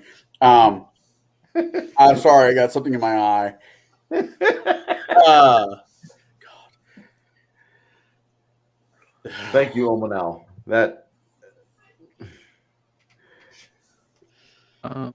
Were you to run this again, Conall, I would recommend, and this is not an attack on you or anything. I would recommend getting us into the meat of the story faster. Yeah. Yeah. I completely agree. I using tried a to completely make this different more. system and No, same system. No, Same system. I don't have a problem with 5e as an engine. I don't. And I've read what 5e is. I understand the some of the things in 5e and all the different like flavors that it can offer. And I don't have a problem with 5e as a system. But as far as like the mechanics go, they're fine. But as far as the story goes, I'd like to see like us getting into the action sooner, like explaining from the get-go that as you arrive into town, some of the rumors that we can go find are like immediately available. Like there are kids missing from other surrounding towns, and you did a good job with pointing out the was it the pie salesman and the game or the huckster. So you kind of pointed out that nobody knew them; they were brand new to town, and that was a good job on that aspect. But we needed more clues to get us into the meat of the story faster. And I don't mind the role play aspect, like role playing for the first hour. That was great. Role playing for 2 straight hours with no real idea of where we were going or what we were supposed to be doing. It felt like I was like flailing at the wall trying to figure out, okay, what do we need to be doing? And then finally at the end of the first session, when my character went to go find out, about the missing kids and then found his brother was also missing, that supercharged my character into action. That was like, okay, now I'm into it. Now I've got a lead into the path I need to be on. Yeah. I kind of wish I would have had a hook that would have got me better engaged with the story. But since I really didn't have a hook to get me in, I didn't want to metagame. Because I was following, out of character as the player, I was following what was going on. I could have jumped in at any point and said, oh, my character instantly, via character, in-character telepathy, understands what's going on here, and I'm on board with the plot. But the thing was I have spent the last I don't know how many episodes harping about various things, and I don't like using out of character knowledge to metagame me knowing the plot and jumping in. So to hold true to my own values, I had to sit there and go, no, I don't have a horse in this game. And there wasn't anything to hook my character in because I was too engaged in this is my life. I'm off the clock. Everything I'm doing is bonus time here, and nobody hooked me in to actually be motivated until there was the call to muster. But at that point, it's not I was pulled into the story by, say, desire and want. It was compulsion. And at that point, it's you've held a gun to my head and said, do the job. And then the story is not exactly what you would call, well, now I'm not motivated. I have as much motivation as a conscript being told to march to the guns.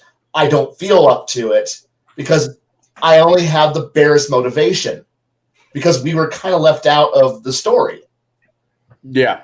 Mind you, that's on us. That's on me for not letting myself get engaged.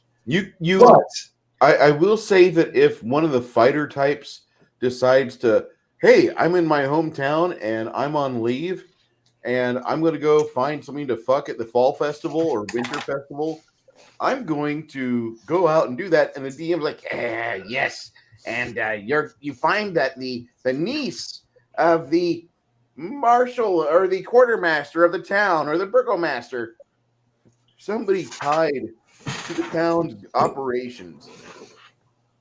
She's the slutty one that's the black sheep of her family, but she finds favor to the grungy fighter who doesn't really care about hygiene or washing himself or peeing after sex, and instead she's okay with that. But the moment that things are going wrong, or hey, my niece got captured by something, they're no longer showing up at home, get in your armor, and they're mustering you downtown.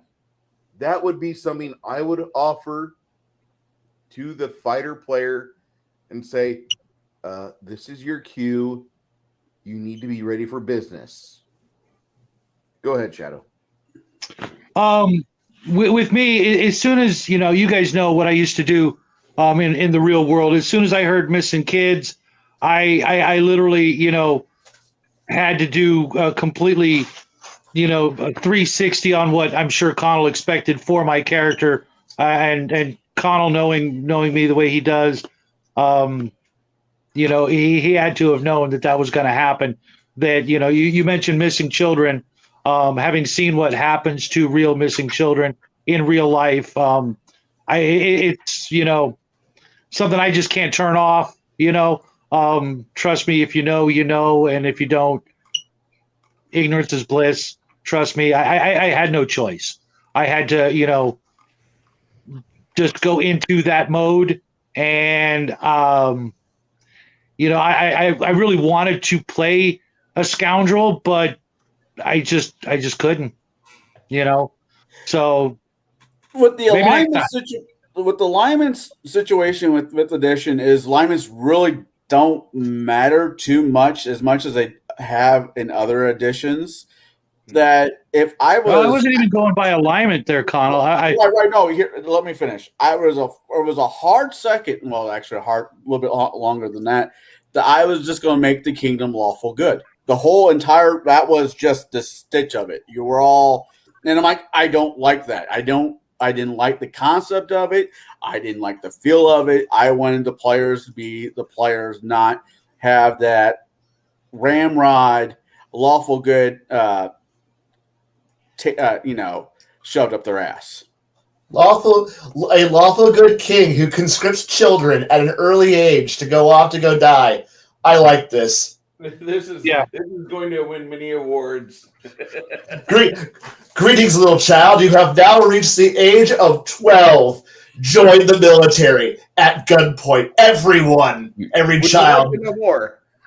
I'm doing my part, says the 8th grader as he's marched off to boot camp to die. You really don't want to play in my game world then. Everybody's doing their part. Well, service equals citizenship. So I don't know where Conall got this from, but in my game world, there's one nation that if an orphan after the age of 5 is not adopted, then they are conscripted into the military and they're taken care of. They are given, the 3 hots and a cot. They have all of the education. They are, taught, the basics of, how to take care of yourself. They're given all the life lessons they need and discipline they need to survive up until age 15, at which point they can choose to enlist into the regular service, not the cadet service, after which they are full members of the military and they must obey, military life. But at age 15, they're given the option to get out. Most of them, Sparta kind of, but more that country is a very militaristically run country, but it does everything for its people that it can without holding their hands and saying, here's what you need to do. Here's what you get out of it. No, they don't do that. It's like, oh no, you live your lives the way you want. We don't have a volunteer. Well, we have a volunteer military service, but we also have, because we've been at war for hundreds of years against, these nations who keep trying to press in onto us. We have a, orphan problem. And these orphans, instead of letting them grow up on the streets and become rapscallions and detriments to society, no, we're going to put them to use. We're going to give them the skills to survive and the skills to live life after a certain age. And if they wish, they can stay in the military service and serve the country and the people. See, now that sounds reasonable and well thought out. The way that it was proposed to us was like 13-year-olds go off into 5 years of military service on the front lines. Congratulations, you can leave then. And I'm like, oh dear God! Are we literally at All Quiet on the Western Front levels of manpower, where we are scraping the barrels so bad that, hey, little Timmy, you finally got some chest hairs. Here's a gun. Go to the front. Go die. Go die shooting some brick guys across the trench from you. Oh fuck! Meanwhile, this giant bugbear. I'm gonna beat your face in, and this 13-year-old trembling in armor going, I'm a level 1 fighter. I'm not even fully developed yet. According to game stats, I'm actually at reduced stat bonuses to all of my physical abilities. But don't worry, I'm gonna hit you now, bugbear. Because come on, we've all played with our nephews or nieces. Like, hey, that little 12-year-old shit runs up to you and tries to beat you up. You're like, doing the Spaceballs Darth helmet thing where you're just holding his face with your hand while he's swinging at you. And you're like, this is embarrassing. Quit it, kid. And like that was the being told you have 5 years of service. Starting at age 12, I'm sitting here going, oh God, our entire country is literally going to be beaten up like Darth Helmet was at the end of Spaceballs. This is going to be great. Just because you're drafted. Jason Statham, it was terrible watching my parents get slaughtered on the farm, and then Yui Bowl came up to me with a script and said, I've got a movie for you. Here's some film money, and it's going to be a tax write-off here in Canada. Let's go do it. And I did. Just because the kids were being drafted at like age 10 or 12 into the armed service doesn't mean that they were put on the front lines. One, you have to train them. Two, they're not fully developed, as you said. They would have been made into messengers or runners for higher ups, and they would have learned the ropes for a few years, and not direct into combat, or drummer boy. But again, that wasn't made clear to us that we were coming out of here. Right. Yeah. So we were given the idea that we were all still like young little shits, and the whole drafting people when they're young. The idea came out real world history books. A lot of countries did it. We did it during the Civil War. Oh God, we're starting to get into. Yeah, I can argue on this one, but boy, massive youth enlistment. We're going into desperation. Yeah. Again, All Quiet on the Western Front. Right. 1918, end of the Great War, where we've murdered an entire generation. Now we're murdering the next. What was that? Levels of bad. Or Ender's Game. But we weren't given so with the little amount that we were given. So with the idea that, hey, you're coming to the end of your enlistment, of your mandatory enlistment, you can go home now, was feeling like an actual chance to yes, I'm going to take this. I'm going to go become a mercenary and get paid far better and hopefully treated better. I die gloriously because fucking retirement's in 40 years and I ain't going to live that long. The war is that bad and that we're killing off children. And that was just my basis of it. It's like, I have no intention of dying. I want to get out. I want to get out. Now, had I known there was actually, there's a whole other stages and that we might have actually been 20-something-year-olds that we were all pulled in early, would have changed everything a little bit. But instead, it felt like, okay, I'm playing a borderline incompetent character who's got no value in combat, whose only job is to scream like a bitch, run away. And that was like massive, major contribution because the game engine doesn't allow you to do anything interesting. Again, my choice. I chose to build a class. I chose to build to modify the character. A lot of this is on me. I will admit that a lot of this is because I'm retarded as a player. I'm now 2 for 2 for misjudging what the game is going to be, and not reading everything right and not building it. So I might be the problem player here. I know. And I will admit that I might be the problem player. You had a problem. Like I said, the buck stops here. There's a lot of things I could have done differently and should have done differently. But don't give me a free pass here. Oh, I'm not. Realize that I am an idiot. You got to carry the fact that I am the one who's going to build the wrong character for the wrong game. You could spell it out for me, and I will still do it wrong. Don't worry, Kai. I will create all the characters for my version of a game, and you will have no choices but to play the character that I give you. Woo! I don't have to actually think. I can play the character. Now, the whole Pied Piper, I knew that was based on a true story. I don't remember what parts of it were actually historically accurate, but yeah, there was something to that. We'll get to that Kai, later. Yeah, you won't be getting a free pass with me. But Hey, I'm look, pretty sure you'll It's not enjoy so it. much a free pass, it's just accountability on my part. I was talking about what Bruce was saying. Just know, I was commenting on what Bruce was saying. just realize that I'm going to build it unless you tell me expressly what the point of the game is going to be. I am going to build a character that fits the world that you tell me. So if you don't tell me all the information, I'm not going to build an accurate character. So that's a weird catch for me. Then I mean, I should have done it. You made the character. I picked the character. I modified the character to fit the information that you gave us. Right. I created a bad character now twice. So I might just be the player who causes all the problems. I complain about a lot. But no, I don't, because I'm a different kind of problem player.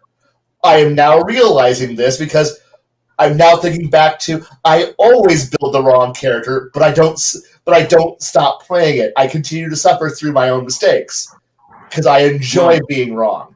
Now with the next one, And how many years has it been since you last played? My point exactly. Several decades. Wait. Who was the president? Next one. I think we were still in. We were in Bush 2's first term when I was last actively playing a character that was not a one shot or This campaign's going years ago. Yes. So a one shot or a campaign that someone goes, Blaine, I think you need a chance to rest at being a GM, so I'll run. And here's me. You'll run a campaign for me? I'm so happy for you. Thank you. And then the game dies in 5 adventures. And then it's, hey, Blaine, you want to play? Are you going to run again? All right, here we go again. All right, let's do this shit. And so you're right. I don't get a chance to play. All I get a chance to do is play one-shot bullshit adventures where I might as well be riding an amusement park ride. And fuck, it's a small world, and I don't enjoy convention sessions. This is a convention game one-shot. I'm like, I'm out. I don't have any interest in this because as a GM, I've been doing this too long. Combat bores me. Puzzle solving bores me. I don't have any fun in this anymore. So as a player, I don't. I am the worst player. I'm the eternal GM who's now going, fuck your fifth grade puzzle. Fuck your young adventure and plot line. And I'm going to just go, it's combat, sleepy time, unless it's an actual dynamic game. But no one's going to run a storyteller game.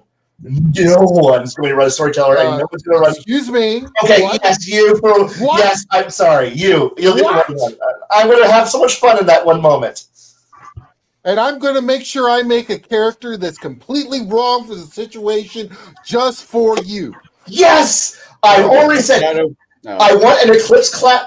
I cast Solar, so my power is useless, also known as deal making. And since that will be useless in a pickup game, I want to be an Eclipse class. That's all I want. No, I was thinking the Zenith. Oh, God damn it! I'm gonna be a battle priest. Oh, yes. You better believe I'm going to fucking rape half the world and make them worship me, but I won't do anything useful in combat because fuck being the pseudo paladin god priest bullshit. No, I'm going to be the god huckster. Shadow wants to say something. It helps if he's not muted. You're muted, sir. Can you bring up that last comment again? From Errant Dragon. Yeah. I didn't go into this with any anti-game bias whatsoever. I firmly believe you cannot really comment on a game till you play it, and I you can go back and watch the previous 2 episodes. I gave it everything I could. I have no complaints about any. Well, that's not true. I have no complaints with most of your guys' playing the game. You guys play the characters the way I honestly thought you would play said characters. I was giggling to myself when it came to a lot of you guys' decisions because, yes, I said kids are missing. Shadow is going to do what he's going to do. Bruce, I had time off and I could fuck off. I'm going to fuck off. Kai being a Texas, I'm going to shit on everyone and yell at everyone for being stupid. Yes, Also, I was also pawning it off on the local for the local constabulary. The police should have been doing their job, and the police can't do their job, but they were so incompetent in their job and so non-existent that we had to have multiple children appear before they called the militia. And and most of us weren't trained. So, okay, somebody is stealing catalytic converters. I'm going to call the National Guard. All right, I'm going to do an active call-up. All the reservists, come over here. And suddenly a bunch of guys are like, what the fuck? And a bunch of soldiers show up and go, yeah, what's going on here? We need to go beat up some meth heads to get our catalytic converters back. Okay. Yeah, honestly, in my opinion, the real 2 big stars of this campaign was, of course, Jade for playing the high school kid who got beat up too much, who has now got power. Are you talking about Magnus, the mage? Yes. Yes, and Baron. I enjoyed all you guys. All your guys' way you guys did the character. Would I run for you guys again? Yes. Would it be 5e? If I had to, I'd rather it be Pathfinder. But if it's a Pathfinder game, we couldn't do 2 hours. You thought 5e was a slog. Pathfinder combat is walking. Is just a trap. You could be stuck in it for like 3 hours and only have 20 minutes of RP. There are methods to speed that up, but I'll get into that later at a later time. I hope that you guys enjoyed the story. I'm sorry. Well, I'm not. I'm sorry, and I'm not sorry if it ruffled a few of you guys' feathers. I told a story that I was told as a kid for Christmas. It was a Christmas story from my childhood. Now, here's the main question, and I think I know the answer for most of you guys. Would you play Wazi's, was this 4th edition now? I mean, because this is 4th edition. Would you guys play this game if it was longer than a one-shot, like a mini-series, where the story could actually fill itself out? You can run in any other system than 5e. I'll be brutally honest. Pathfinder, if given I tried to run through Pathfinder, but I didn't get any takers. I'll be brutally honest. Yes, but then again, I am at the point now where if somebody can actually give me a game that will last more than 2.5 picoseconds, and I can actually play a character and get into character rather than just simply go, I am a walking stat block. Let me problem solve by rolling dice. So that's what like Bruce's style are role DMing, because his characters in Bruce's campaign. And this is me taking my hat off to Bruce for doing this. On live, doing this on live, and I don't feel attacked. This is not why I'm getting anxious. I'm just tired. Is doing this on camera in front of YouTube for the X amount of people watch this is nerve-wracking, at least for the first night for me. Yeah. I'm used to a closed table or people I've known for years. Granted, I've known a few of you guys for years, but this is not a closed table. This is YouTube land. Right. Well, actually, let's go around and and answer the first question. Would you play this game engine again? I think we have got a few people who haven't answered. Bruce? I thought I left my answer in the chat there, but if you did, I'm not trying to pay attention. I would use any other game system that I've played except for 4E, 5E, because even 3.5 and 3.0, Pathfinder not included, Pathfinder feels better than 3.0 and 3.5, and that's mainly through the speed of the CMB, CMD mechanics.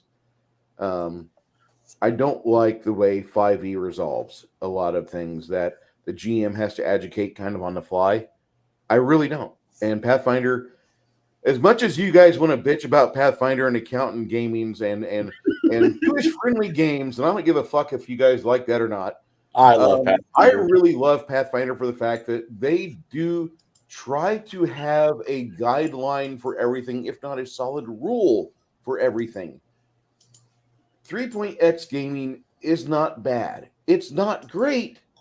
Too many GMs open up everything in the game and let you Lego build your fucking character to an nth degree to where no matter what threat may arise, don't worry, I have the options to where I can mitigate those potential threats and story elements, and we will still win by mere operations of breathing.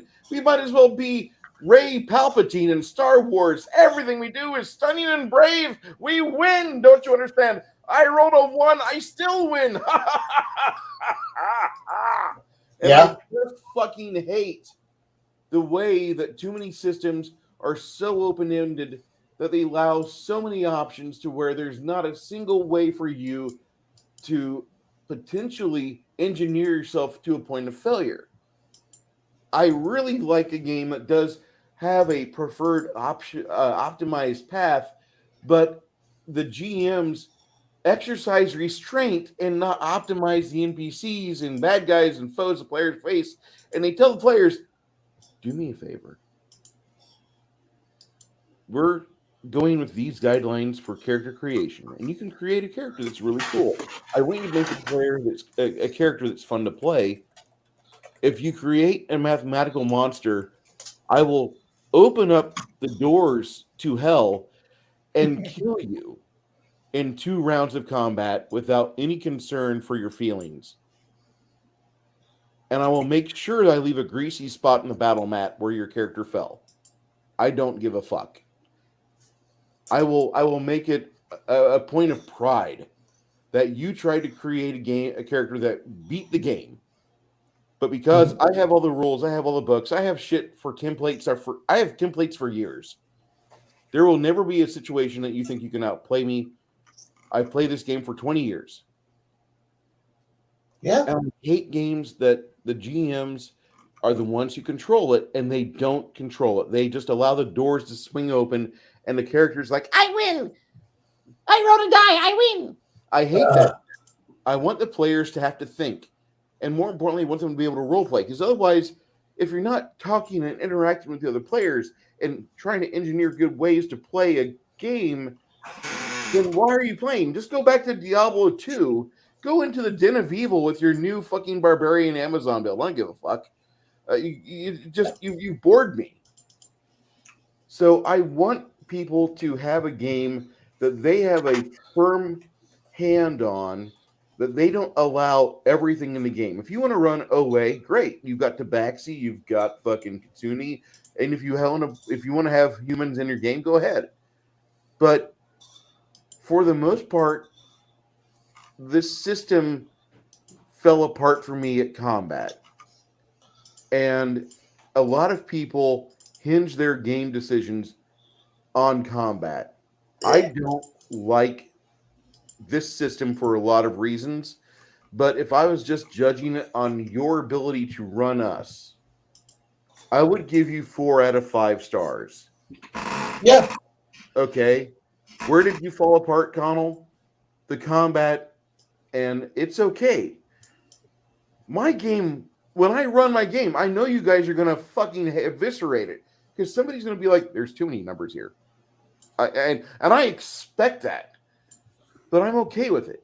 But I expect to be eviscerated, and I expect you guys not to like my game. And that's great.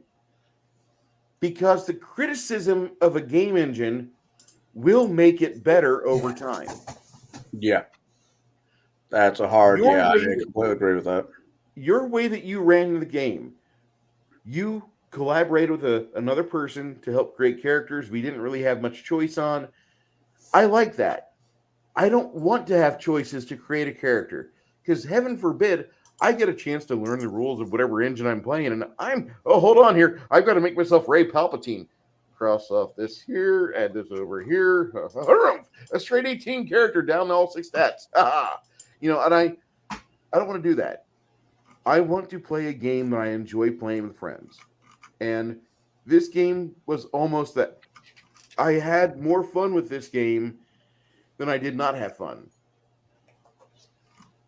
Okay. If you want to run this game in this engine again, I'm not going to say, no, don't do it.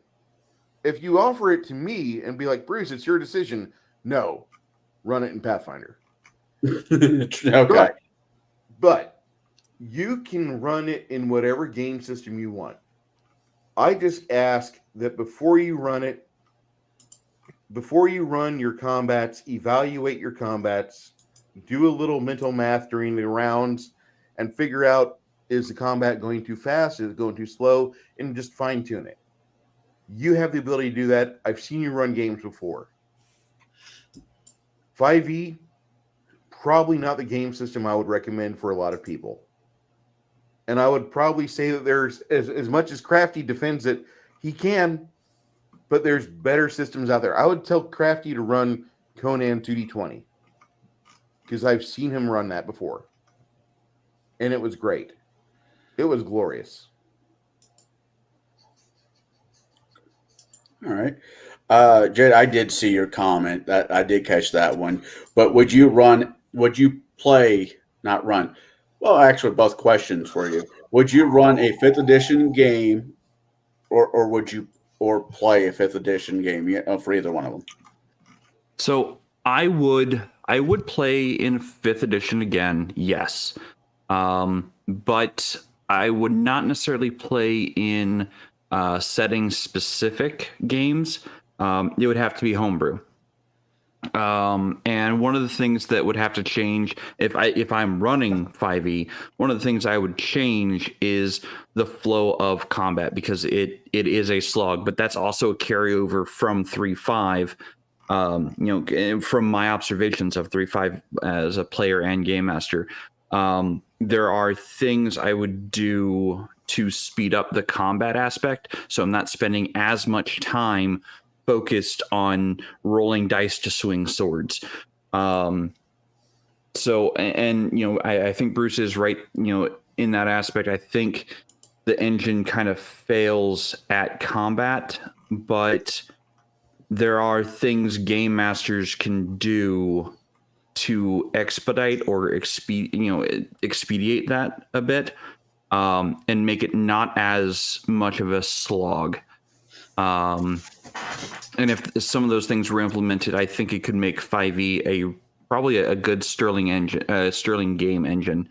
So yes, I would play it again. Yes, I would run it, but I would run it my way, if that makes sense. Yeah. Yep.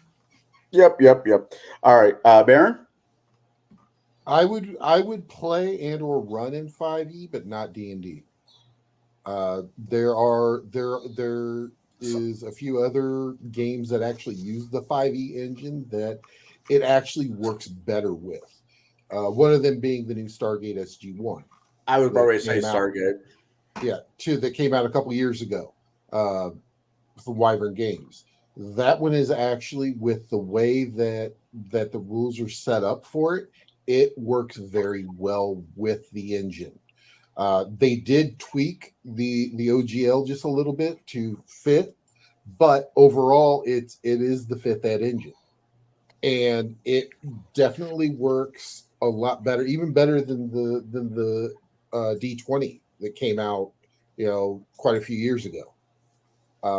But as for D&D wise, it would not be my preferred game. I would theoretically play it if the right GM was running it, and and things like that. Not saying anything with you, but I'm just saying if the right GM, because I played in a fifth ed game pre-pandemic. Right. Mine that I worked with was running it, and everything else, and we meet up once a month, play for 8-12 hours, and then it was done.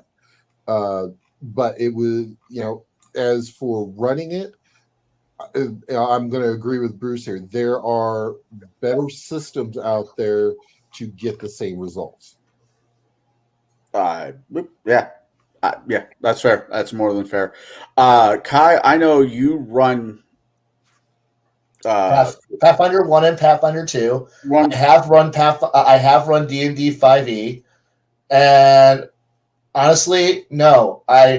Even with all the additional, I would play one, because honestly, if somebody would say I'm going to run a game, I am that utterly desperate to actually play a meaningful character. I will play a game I don't enjoy because it's a game. And I'm that desperate to not be the GM. Now, would I prefer to play like Fading Suns? Yes.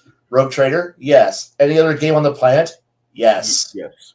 So honestly, I'm that one person who's like, oh, good, trash, I'm going to play this. But only if we get to play with all the extra rules that, that spackles over all the cracks that are in the game. If you told me I'm going to play 5e with just the player's handbook, I'm going to go find something else to do with my life. But if you can tell me, you can use all the extra stuff to make it actually interesting, I'm going to. But core rulebook, fuck no. That's doorstop. But give me a game that's actually got all of it has options in it, because that's what Pathfinder 2 really does have. You can play Pathfinder 2 and make it interesting with the player's handbook, because there's so many ways to build a character. I can't do much with you're boring till you hit third, and then you get to choose a school, and that's your only meaningful choice you're going to have for the next 17 levels. Good for you. Congrats. You made your meaningful choice at level 3, which is 3 months down after you started playing. Congrats. Everything else is trash. Unless your GM goes, you can have feats. Then you get a meaningful choice every 4 levels. Yeah. No thanks. I'll play, but it's going to be begrudged. And I'm just going to, but I'm not going to use the engine, because Pathfinder 2 does it better. Pathfinder 1 does it better. Every other game on the sun does it better. I honestly, it's desperately pleading that can we play a better game? Any game. It's a playable, functional system. But then again, so's Candyland.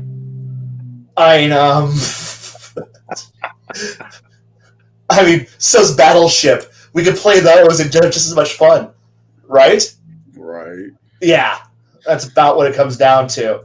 And we're playing battleships. Can I be the USS Texan? I'm just throwing that out there. Texas. It doesn't matter what you call it. It's still a 4-peg long target. I just want to do that gangster lean that it did, but that's besides the point. Again, Starship Yamamoto. What? Again, if we're playing Battleship, You can call it whatever you want. It's still 4 pegs long, and get used to it. It's about how meaningful half of our choices while playing Dungeons and Dragons 5e really is. I am playing at 5. I have my battleship between C4 and C7 and C8. There you go. That's my meaningful choice. I feel so vindicated for my ability to play. Yum. Yay. Oh, sorry, that means the carrier. Sorry. Carrier's 5. I'm sorry. I think I know the answer from Shadow, but I'll ask it anyways. Would you, if I presented a mini-series, not a one-shot, but a mini-series in 5th edition that had all the bells and whistles that it should have had, to be fair, would you play? Probably not for all the dice in China, unless it was with the right people and the world setting was something other than something like this, your traditional Dungeons and Dragons fantasy setting. I'm kind of burnt on that. I've been doing this for 43 years now, and I've seen it all. What I haven't seen is a world setting that gets me more than the rules themselves. The rules I don't give a shit about. It's the presentation. If you're a good DM and you can move fast, speak eloquently, and make the game move along quickly, then I'm in. But if it's more of the zero to hero farm boy in a fantasy world, I've done literally everything. I've played every profession, every class, every race. Give me something new that I haven't done. I mean, like I said, I've been doing this for 43 years. I really need something special to get me interested. And usually the people are enough, but I've been really lucky this last year to play in a lot of great games with a lot of great people, and that's what's really important is the people, really more than anything else. Like you guys were just talking about Battleship. If you guys are going to play a game of Battleship and it's you guys, yeah, I'll be there. But it's more for the people, not for the mechanics. There's literally thousands of games out there, and everybody's got an opinion on them. And at the end of the day, who cares? If you're there just for the mechanics and not the people,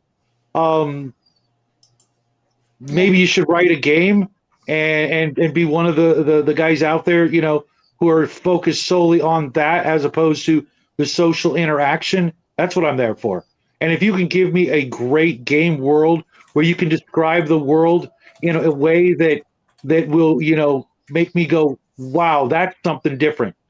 There've been a few games recommended out there. Omenal still waiting on that Pugmire game. That's a unique setting versus the rules that interest me and my son.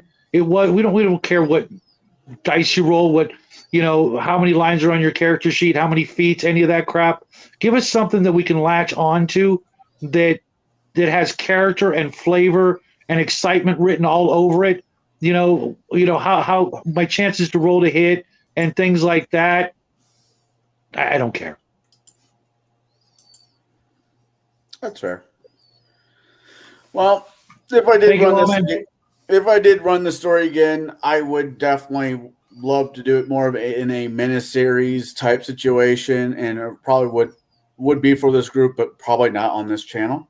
I hope that y'all, at least enjoy the game a little bit in certain areas. I'm sorry, Shadow. I'm sorry, but I wanted to share with you guys a Christmas story from my childhood. And that's kind of what this was about, sharing a DMing for you guys. So that's kind of all I have to say. Bruce, Baron, you guys want to wrap this up?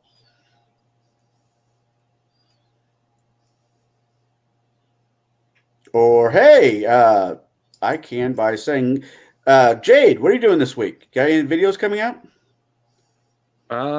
Nothing planned. Even though I am on vacation, I don't have anything planned because I'm taking things one day at a time. enjoying my time off with my wife. So. All right. What about you, Bruce? Got anything coming up? Are we gaming this coming Saturday? No. Why not? New Year's? Yeah. That's not a good excuse not to game. That's a good excuse not to go to work. A friend of mine is in town, and I would love to play with Travis and his wife Tiffany, even if we're just playing board games here. But the wife is kind of sick, and we send her into the office tomorrow to go get tested for the mysterious virus of unknown origin, China, and she's like feeling like crushed assholes. I've been over here. I've got a bottle of airborne 3,000 milligram cocktail of vitamin C from Emergency, and then I've got zinc. I pop 2 pills of zinc every day.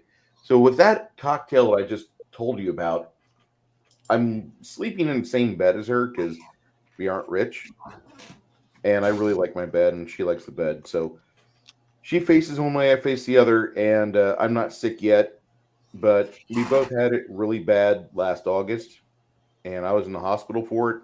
I hope I still have the antibodies that were there 2 months ago when I got tested. And they said, "Well, this is really impressive. You have some very long-lived antibodies for this virus of mysterious origin." And I thought, "Well, that's impressive." So the New Year's is approaching. I would love to be social. I can't. So I might do something on New Year's Eve. I don't know, but I do expect to do some review games or review episodes. That it's not going to be Dungeons and Delvers. I'll still continue going through that book because the more I read it, the more I like it. If there's one thing I could change about Dungeons and Delvers, here's the one negative. I like the 3.0 or 3.x pneumastics, where characters can get ridiculously high base attack bonuses based on your feats, your classes, your ability scores. In 5e, 4e, and games like those, you don't get that. You very rarely get really redonkulous characters, and I don't mind redonkulous. I love a game that is not shy to flex its muscles. Oh, look, it's got a very huge bicep on its left arm where it seems to be exercising that every day, and I'm okay with that. Quagmire. I want a game to be unabashedly honest. And with 4th and 5e D&D, they try to take away what they did in 3.0 and 3x and 3.5. And if they want to do that, that's fine. But in every RPG I've ever played, the game is won by numbers. And so by them trying to play against type, they alienated me. I'm done. And I really hope that people that like those games continue to play them. I want to make my own. I want to make mine better for me. And I want you guys to find a game you like. And if it's not on the shelf, write it yourself. This entire hobby is dedicated to us by the creator of the hobby, who wrote the game out of a garage and in a basement. And between him and the other co-creator, they argued over stupid rules for years. We are supposed to do and emulate that. I know that sounds stupid, but this game isn't meant to be ran and mandated to us by a big fat corporation who gives no shits about us, but only expects us to buy DLC for our graphic pack enhancement for our UE5 game. I don't think that's how Gary and Dave wanted us to play. I would rather play this game in person. I would rather play this game with people at my table local to me, or if you have the money to fly in and then play and then fly out, if you so choose. But I honestly feel this game is meant to be a social enjoyment. And half the time you're at the table, you don't care about the game. You're talking about memes or politics or football or whatever you and the guy next to you talk about. Because you're supposed to not just be players. You're supposed to actually kind of turn into friends. But, I don't I'm preaching here, and I'm sorry, I don't mean to preach, but we're in a hobby, and not all of us will get along. Not all of us are gonna hang out with each other. As much as I like what OGGM wrote, he'll never be at my table. As much as I have used Courtney Campbell's books in my game, we'll never agree on anything outside of the gamosphere. Okay? But that's kind of the cool thing about this hobby. I know maybe I'm being too wax nostalgic, but I'm looking at 2023. It's here in a few days, and I've made some mistakes in my life. I'm not trying to atone for them. I'm trying to broadcast them. And I want you guys to enjoy the ride no matter what. I'll be doing some review stuff for the channel. If you have extra money, go to biggeekemporium.com and check out the PDFs they have there. If you're a 3D printer pro, they've got STL files. You should check them out. And that's what I'll be quiet about. Shadow Charlotte Williams is asking if you got an email from her. Yes, they did. All right, Shadow, you got anything coming up? Yes, as a matter of fact, obviously Friday night chill stream with Max is a members only. I'm not a member, so I won't be there until I can, find some way to sneak some money into there without using an actual credit card. But that's neither here nor there. I hope all you guys who are members will go over and hang out with Max and ring in the new year. Saturday night, my son and I will be ringing in the new year with a sci-fi shadow chat. However, we will be focusing on the upcoming year, how we can make it better as opposed to a normal sci-fi topic. So those of you who want to come in and wish everybody a happy new year, give us your, 10-minute, drunken, speech of what you hope and how you love everybody, etc. Your best, Happy New Year's toast kind of thing. And then Sunday, we'll all be recovering from that. Monday, I will finish up my 3-part series on gaming and nostalgia. Thanks for adding a couple of lines to it there, Bruce. And until then, I've got a house full of friends and family spending the next week. So other content will be a little sporadic other than the regular Monday, Wednesday, Friday, hanging out with Hungar the Starvarian at 9 a.m. avocado time. Until this vacation thing is over, we're gonna take a little break, and hopefully you guys will get to do the same, and obviously get in some good gaming. All right. So if I don't see you guys, don't forget next Saturday, not this coming Saturday, next Saturday is an actual bona fide game that I run. Mm-hmm. Oh yeah, kickity. What about you, Kai? I work. Okay. And I work, and I write stuff on Discord that entertains maybe 3 or 4 people. I have to say, I disagree with that. I think it entertains more than 3 to 5 people. I'm thinking 6. That's the number I'm going with. No, Hey! That is 6 people who interact and might possibly learn something, or just read my shit and then go fuck that guy and then not leave a comment. Because if somebody, because I got a troll who just likes to randomly post stupid shit rather than just go, well, fuck that, I ain't gonna fucking write anything. Fuck it. It's interaction. I will fucking type out a mountain of shit because somebody went, how Muse? And I'm like, well, here we go. Interaction. And so therefore, if I write something, just read it, and then tell me I'm fucking retarded, and then tell me what I'm doing wrong, so I can actually fight back. Oh, I write back. But if not, oh well, I'm randomly writing shit that I think of while on the road talking with nobody intelligent. Because honestly, the depths of people I get to have conversations with is not what I call the most stellar of individuals of the highest intellectual caliber. I am more just they're like going, so what you doing, bud? And I'm like, nothing important. Obviously, because all you're doing is wanting to play poker and drink and watch sports. I have no interest in you. Please leave me alone. But I don't tell them that. I just kind of go, yeah, I'm doing nothing important. I'm busy.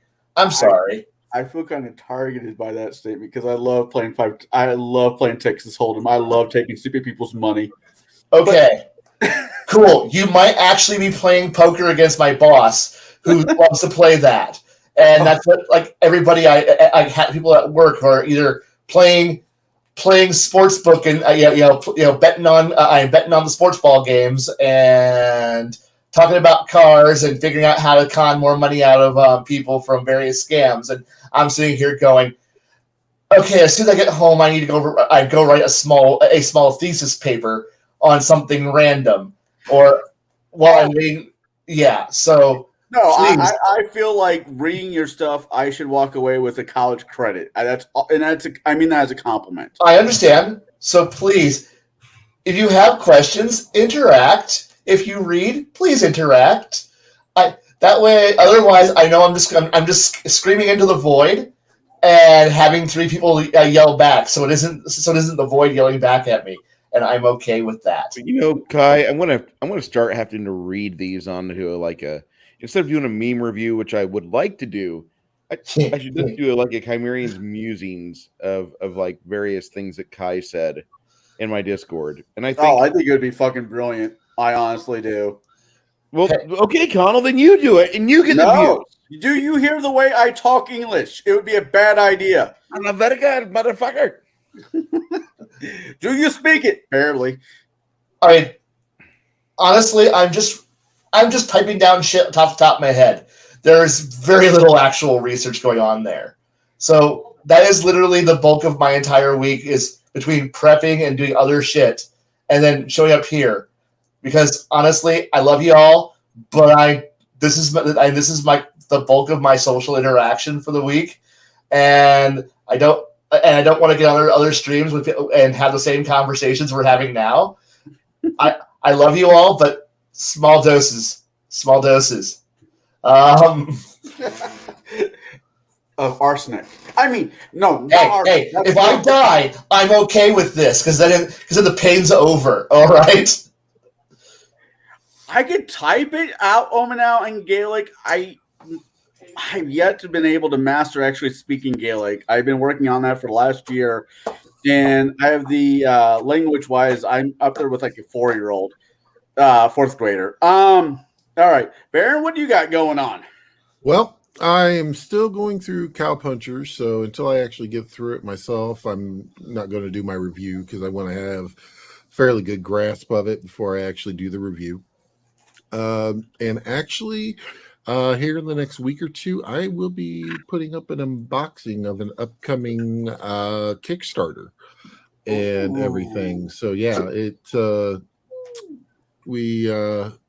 I got contacted by somebody, and they're going to be doing a Kickstarter on some dice towers. So you'll probably definitely see it on here also. And whatnot, but yeah, they're actually really. I got some pictures of them, and they look really nice. So yeah, that's going to be coming up. I'll probably be popping around here and there and everywhere. All right. That's not all I got. Okay, what do I got going on? This coming Sunday. I don't know about the rest of the squad for the Sunday review. If there's enough of us that can wake up in a decent, not drunken state, we might be talking about Batman Returns, the Tim Burton sequel to Batman, which all I have to say is, anyways, Batman doesn't kill. Yes, he does. He dropped that bomb down that clown's pants. He just walked off right. Anyways, with that being said, if we don't do it this coming Sunday, I will probably be talking to whoever I can get together about what the fuck was I drinking last night and past New Year's Eve mishaps. I think that'll be a fun conversation. Other than that, I will not be hanging out with Max. I'm not one of the cool kids either. I'm more or less one of the broke kids. But that's what I got going on for New Year's. I might crash somebody's house. My doors will be locked. No one knows where I live, so you can't come over. I know the area, and I've seen your car before. I could figure it out. Really? You've seen my car? Yeah. Okay. Well, game on then, motherfucker. Okay. You were driving into Metro Center as I was driving out. You said you were getting a haircut. All right. Good. Now all you gotta do is just wander around West Peoria for a while and go figure out where I'm at. Yeah, great. I'm gonna end up getting shot by a Bradley kid. That's right. So, with that being said, I hope everybody had a happy Christmas and the holidays. I hope everybody has a happy New Year. And I think I see 3 new casts I want to get a better look at sometime down the road. Hint, hint, wink, wink, say no more. And actually, those were not even pints. Anyways, I hope everybody has a happy New Year's. Be safe. Don't do anything I wouldn't do. Well, hell, that doesn't leave much. And if all else fails, stay home, hang out with people online, and drink as much as you want. That works. Sounds like a solid night. Anybody disagree? No. Okay. Baron, I know you've been quiet here lately. You want to escort us out? We want to let everybody know that we definitely do appreciate you. We've just, we've been doing this for a little over a year, and the support that you folks have given us, definitely, we definitely do appreciate. And with that, time is a very finite resource, and that is a resource that you have decided to spend tonight with us live or on the replay. We definitely are very humbled that you've spent that with us. So with that, everyone, have a happy New Year, and we will see you next year. Have a great day. Thank you. God bless.